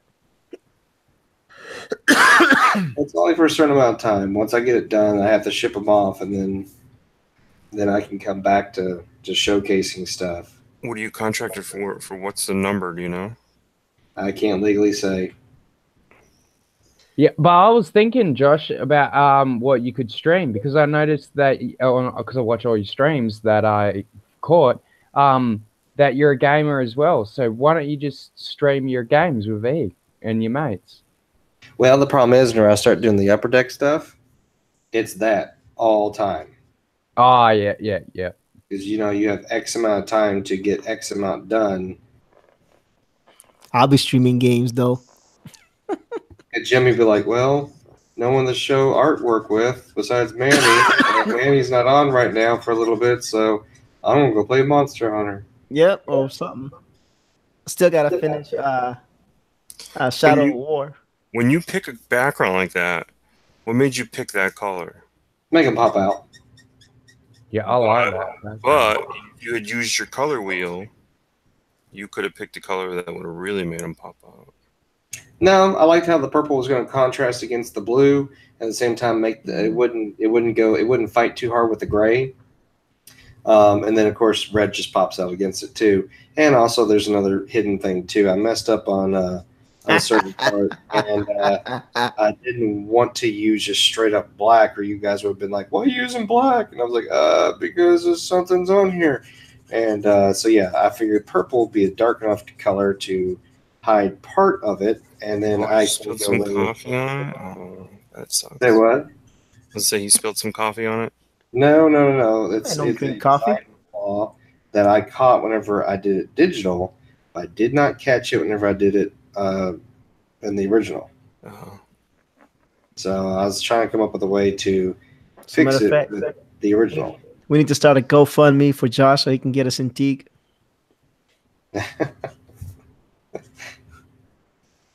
Trying to get that Wycom, man.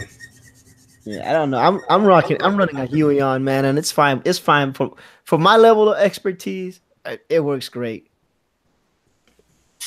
Trust me, you or any of us wouldn't be doing any better on different equipment. It's not the equipment. You know what I mean? Yeah. It's how you use the tools. Yeah, know but the tools. but I just, you know, sometimes they're called things that you don't really know what it means. You know, I'm sure Manny's really good at that, knowing that these words for certain brushes and this and that. But man, sometimes I go in and I rename all my brushes to call them something what they do. To me, what they do versus what they're called. Because I'm like, when I go to look for this, I'm not going to even know how I can use it unless I call it something that kind of means something to me. Right. So I go through the whole program and rename tools. You wouldn't believe some of the tool names. Well, you know, the Clip Studio, I tried Adobe Photoshop, the subscription model. Yeah. It wasn't working out for me.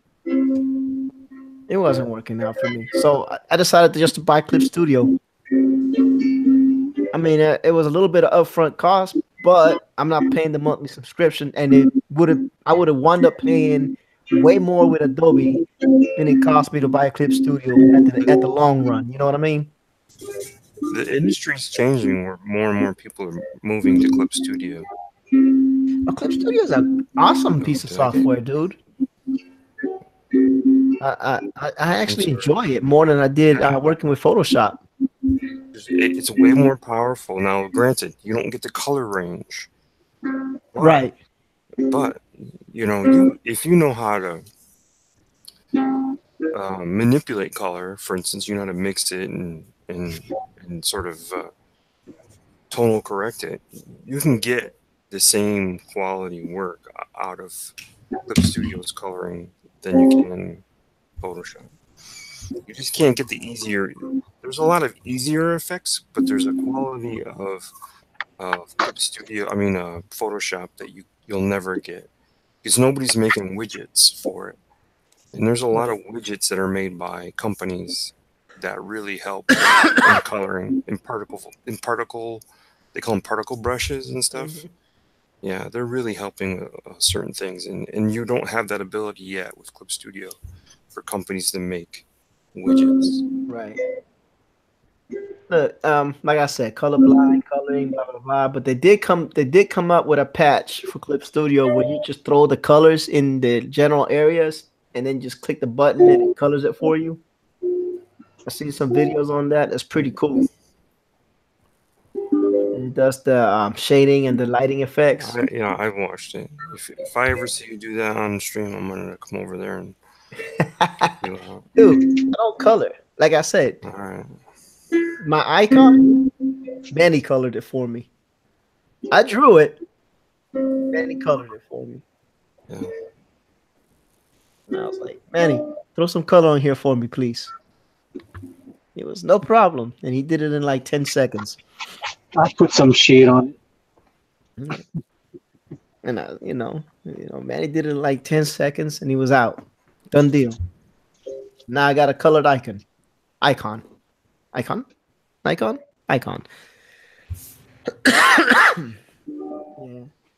Are you gonna halo that everything that whole character everywhere he's on purple? Is that what you're gonna? Yeah, it's to help hide. Yeah. Make him pop more. We call it the Todd Knock effect. Speaking of Todd Knock, man, he did a beautiful freaking storm today. Oh yeah, I haven't get to see his stuff today. It was on Twitter. Follow him on the Twitter. I know you don't get on Twitter, but you don't always have to be fighting on Twitter. Oh, are you talking about his little post-its? No, he actually did a cover. Oh yeah. A comic cover, and it was Storm. I really hate Twitter. I still can't figure it out. I go through. It's not because of the drama on there. I can ignore that. I actually love it because I laugh at it. But it's the constant, like, this was posted 13 hours ago. I'm like, well, why didn't I hear about it 13 hours ago?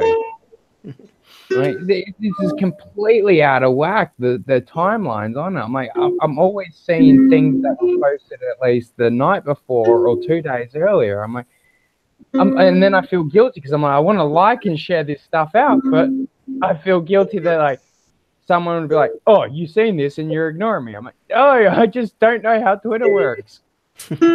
Well, it works differently in Australia. So, you got the time zone and all that stuff. Down. It's upside down. Yeah.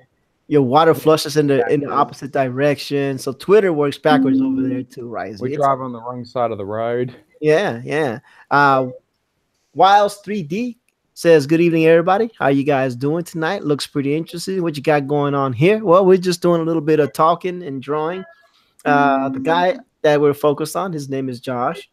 His channel is JoshChrisArt. And he is drawing a Mega Man piece. Right now he's putting in the finishing touches by adding a little bit of white highlight around the characters to make it pop a little bit from the purple background. And the only reason I know it's purple is because he told me.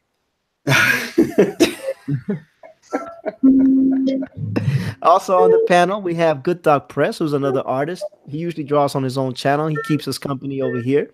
And Todd Maroney from Ignition, Get Tuned In, who's another artist. And he does some amazing work as well, coloring and whatnot. And myself, I'm the guy. I'm hosting this tonight. I am just doing some... what we call in the industry, throwing some inks on some borrowed pencils just to work on some things, line weights and stuff, because you can never stop practicing. Never stop practicing. Well, thank you, Wiley. I'll let Josh know. Josh, he likes your artwork. Thank you. We're very friendly in this channel, Wiles 3D. So anytime you want to drop by, just let us know. We'll be here. we were just talking that Josh got a contract, so he may not be streaming art for a while because he's gonna be under wraps, top secret, hush hush, PS13 classified. But yeah, yeah. And I think we're about to wrap this up as soon as Josh finishes these touches because it is 12:36 Eastern Standard Time, and we have gone for a while. I lost track of time. I'm actually gonna let you go because I have to go to the bathroom so bad. All right, Todd. All right. Please close the door. And Josh, last time when I was on your channel, I got a call. And I didn't mean to come in there. You know, I was like in there for like 10 minutes, and a call came. Really sorry I didn't get to hang out and talk to you guys. And you're fine, dude. Yeah, I didn't. That was unfortunate that I didn't expect that call, but it came. It's all right, dude. All right. You guys have a good Christmas if I don't talk to you again. All right? Merry Christmas, Todd. Merry Christmas. Yeah. Thanks a lot. Thanks, E. Thanks, Josh. Good night, Manny. Good night, Todd. Wiles 3D, yes, this is me, E. Ortiz. Okay, yeah, I'm glad that you took the invitation, man. I appreciate you coming by. You know, are you one of the 3D printers I was talking to earlier today, by chance? And we'll wait for the lag. What you playing, Manny? Trying to do the tablature for Stairway to Heaven. I only got the first two down. It's kind of not complicated. It's just got to practice.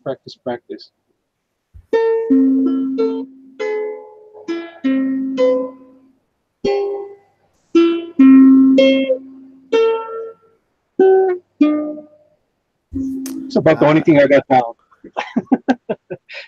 Got to get the rest down. All right, Wiles 3D. That's right. Yeah, I'm glad you was able to drop by. You caught us almost at the end. Yeah. Like I said, because we've been streaming for a while now. According to this, so it's only going on for 3 hours. Holy smokes! Time does fly by when you're having fun, eh? Well, I mean, I don't know if we have fun. I think Josh stopped having fun for a little bit. Sorry about that, buddy. Hey, I just started playing Battleship. Me and Josh played Battleship. I know. There's just some things I have to get off my chest, you know. Yeah, sorry, Josh, if I made it dramatic with some drama talk. You know, I don't like that stuff. I try to ignore it. Well, it just comes down to where my stance is. So, yeah, you know, I can't take a stand. Yeah, and that's fine, and I respect that, buddy. That's why I say I apologize, you know. But some things I just have to get some things off my chest, and you know. Note the views expressed here are those of other authors, artists, not necessarily represent or reflect the views of JoshChrisArt. That's right. He's got to protect his moneymaker. Hey, she rocks. Cool. That's awesome. Wiles, man, yeah, I caught your stream for a minute this morning, and you know we were just talking about that, about how it'd be nice to have some of your people, the 3D printers, and hang out with some of our people, the artists, one of these days. You know, just chit chat. You know, cross chop. You know, and you know, hear different ideas from different perspectives. You know, from a different art style. You know, I thought that would be pretty cool. Because I always think that, you know, collaborating and meeting new people is vital, you know, especially for what we're doing here, trying to stream art and whatnot. You know, you want to bring different points of view, different perspectives, and of course, broaden the horizon and introduce people to new things, you know. What do you think, Manny? I agree. Manny, I said all that. Manny just hit me with, I agree. Ditto. Yeah. You know. Man, I can't believe we've been going on this long. It's not easy, is it? No, it's easy. I just did it. This is nothing to me, man. I mean, I'm gonna get yelled at by the wife for being on till 1 o'clock in the morning. Say, you get ripped on by your missus. Yeah. What are you doing on the internet all night? Yeah. Well, I'll get a pass. Well, technically, it's her birthday already. Mm. Oh, well, So you make should sure you be. quickly send a happy birthday. Yeah. Yeah. Well, like I said, we're taking her to Aquaman tomorrow. 3D IMAX, the whole works. Full experience, and on top of the gifts and some other goodies, I think she's gonna be very happy. Okay. Nice. How long have you been married? I've only been married a Don't mind couple of me years, asking. just a couple of Oh. years. That's cool.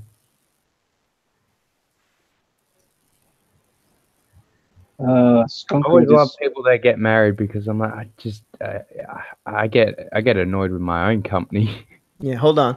Let's see. Wiley's 3D says, "Yep, we had a very nice. That'd be pretty nice. Kind of get a schedule. So he's got a schedule: Monday, Wednesday, Friday, and Sundays in the mornings, usually 7 a.m. Sundays at 8 a.m. And he's saying that we're welcome to go to his streams, so to join him over there if we want to talk shop with him. Let's see. If you let me know if one of your streams, I'll be more than happy to stop by with some of my peeps. Okay, we kind of got a schedule too, but ours is in the evening. The best stream, believe it or not, would be Good Dog Press or Manny's because he has a bigger audience around 10 p.m. Eastern Standard Time. Manny. usually. I mean, Yeah. it's way past my starting point. But Yeah. And he's sometimes, like, always drawing an amazing character called Skunk Girl. Skunk Girl. So Yeah. check that out. you see, I don't go on people's shows and try to promote my stuff because I know everybody else on the panel will. That is so awesome, Rising. Anytime. Yeah. I love cool. Skunk Girl. So Awesome. yeah, but Josh and I, and this is depending on what he can do.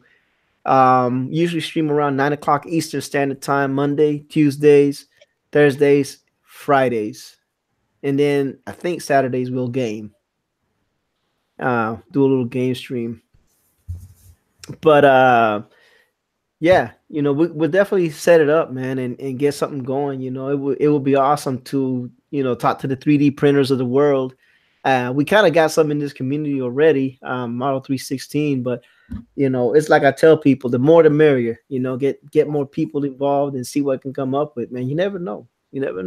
Yeah, collaboration is amazing because you never know what you've overlooked, and then you'll see them doing it all the time, and then you're like, oh, I'm going to start doing that.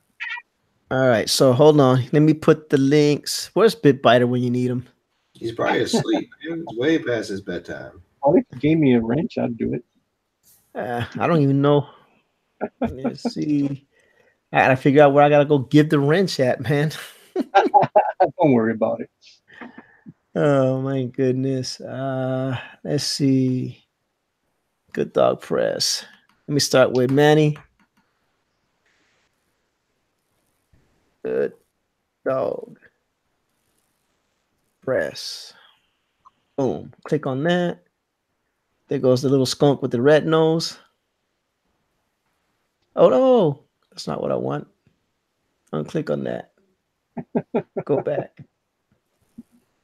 There you go. There you go.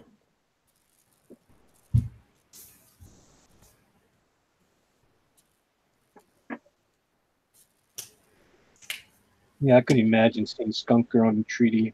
Be awesome. See what I'm saying? See, if you can get Skunk Girl done in 3D, that would be awesome. I told Josh, man, maybe you'll have a little JoshChrisArt doll in 3D. Mm-hmm. Never know. I mean, you don't know. We don't know. I mean, I'm just saying.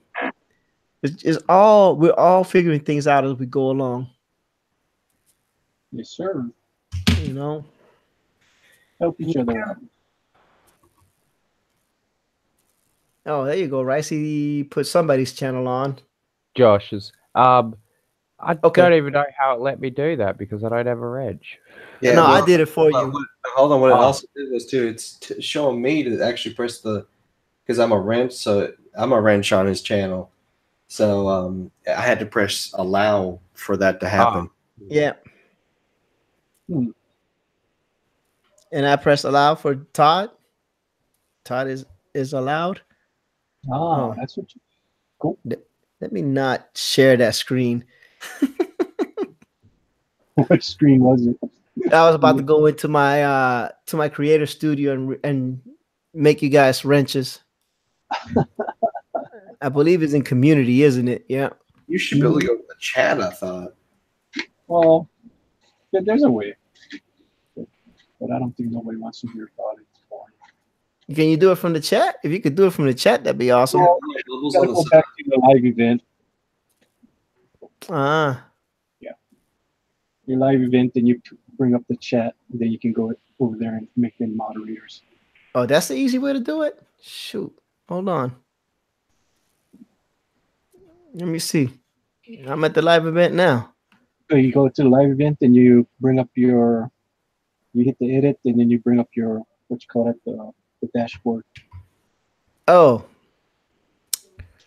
That one. All right, hold on. I'm not there.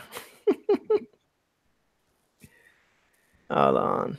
You bring up the dashboard, then the chat comes up, and then you can monitor the chat from there and make them moderators. Take away the moderator, remove them, time them out, all the fun stuff.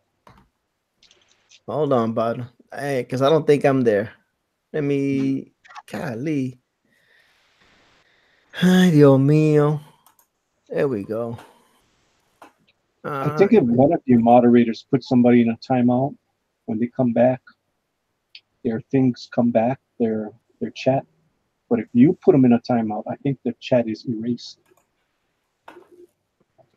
Huh. Is it still streaming? Yeah, this is still streaming. Okay.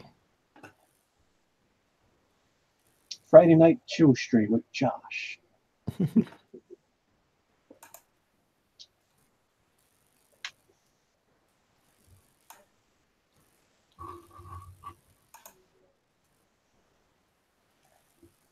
Okay. Okay, yeah, this is better. So have any of you guys seen that new Predator movie? No. No, I was just wondering if it gets better. I was watching that before I got on here, and then I seen the link. I was like, yeah, I'd rather talk to some cool guys than lay in bed, feel sorry for myself watching a garbage tier movie. All right, I just made Manny a moderator.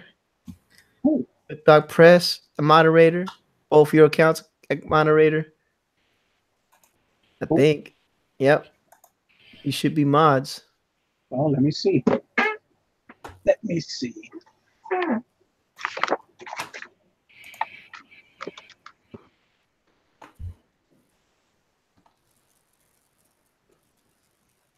Josh is a moderator. Yes, I am. Do I have a wrench? Yep. You have a wrench. That go. Awesome. Oh, that's awesome. I was gonna make Rice and E one, but he's not in there, so he's not in the chat. I was about to say, where's my wrench? I need to claim it for the cultivator.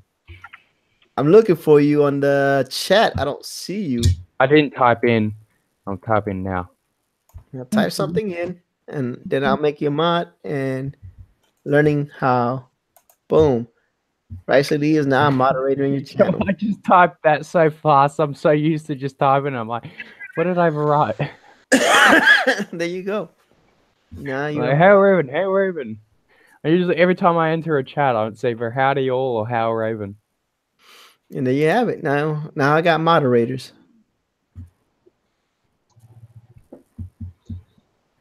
Cool.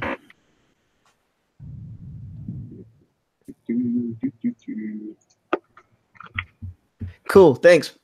Thanks, Miles. We greatly appreciate you. Just about to go sub to you too, mate. Thank you.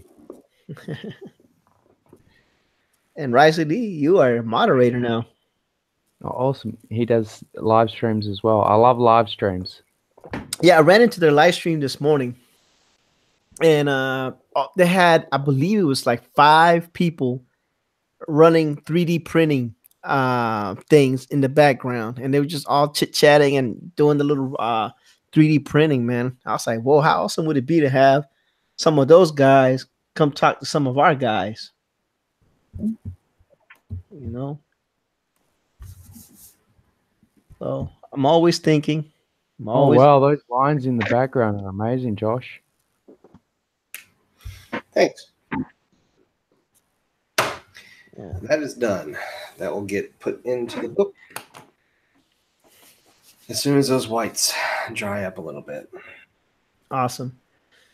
Well, ladies and gentlemen, it has been a very fun marathon stream. I don't know what Manny's talking about. I could talk forever, so this is easy for me. I can talk longer than I can draw.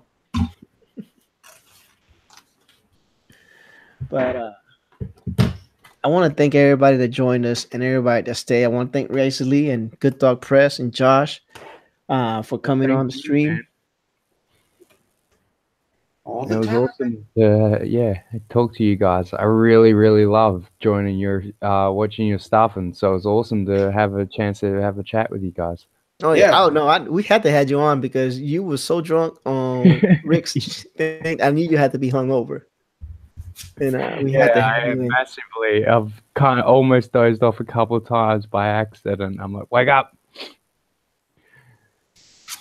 Walls 3D, yeah, man, we're gonna make this happen. You know, all my information is on my YouTube channel, my Twitter, my Instagram, and my Facebook. I think the German guy found me on Facebook.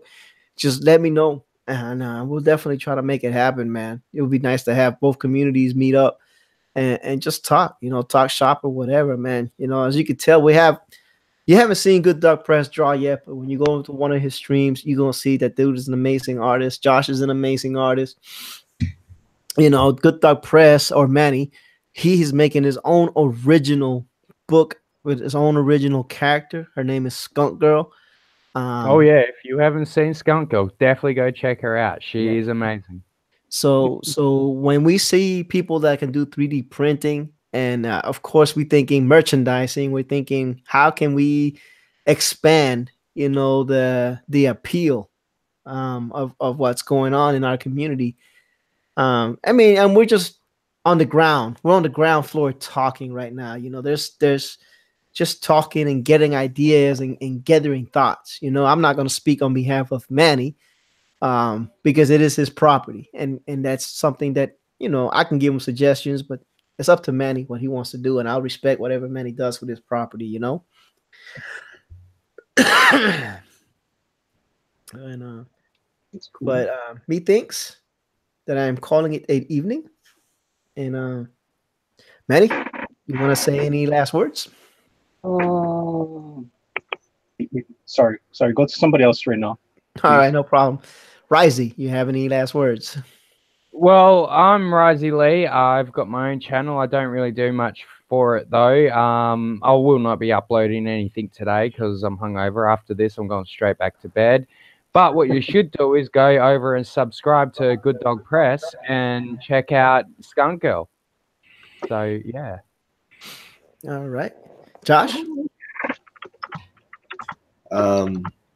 Just bear with me, guys, since I'm going to have to take a hiatus here soon. Thank you for dropping by. Thank you for all the support. I'm loving it. Thank you, Manny, for always stopping by. Jimmy, for always being an awesome host. And Risey, thank you so much for always being an awesome support for us. I love talking to you. I'm hoping soon you get that shipment of stuff because I want to just I love the idea that I finally got to ship something across the ocean. And I'm really appreciative that I got to be one of the first of that. So thank you, Josh. I'm going to be bragging about that for the next 10 years, probably the rest of my life. Because I've always been able to say I've got stuff literally across the nation. And now I can say I've actually got stuff in Australia. So you're global now, mate. I'm loving it, man.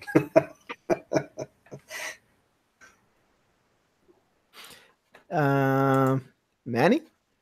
Well, you can always find me at Good Dog Press on my YouTube channel, and I usually have a show at 10 p.m. Eastern. And you can find me on DeviantArt, Twitter, and Good Dog Press. And you can see my website, gooddogpress.net. Thank you, E, for having me on your program. It was awesome, as usual. You're welcome, sir.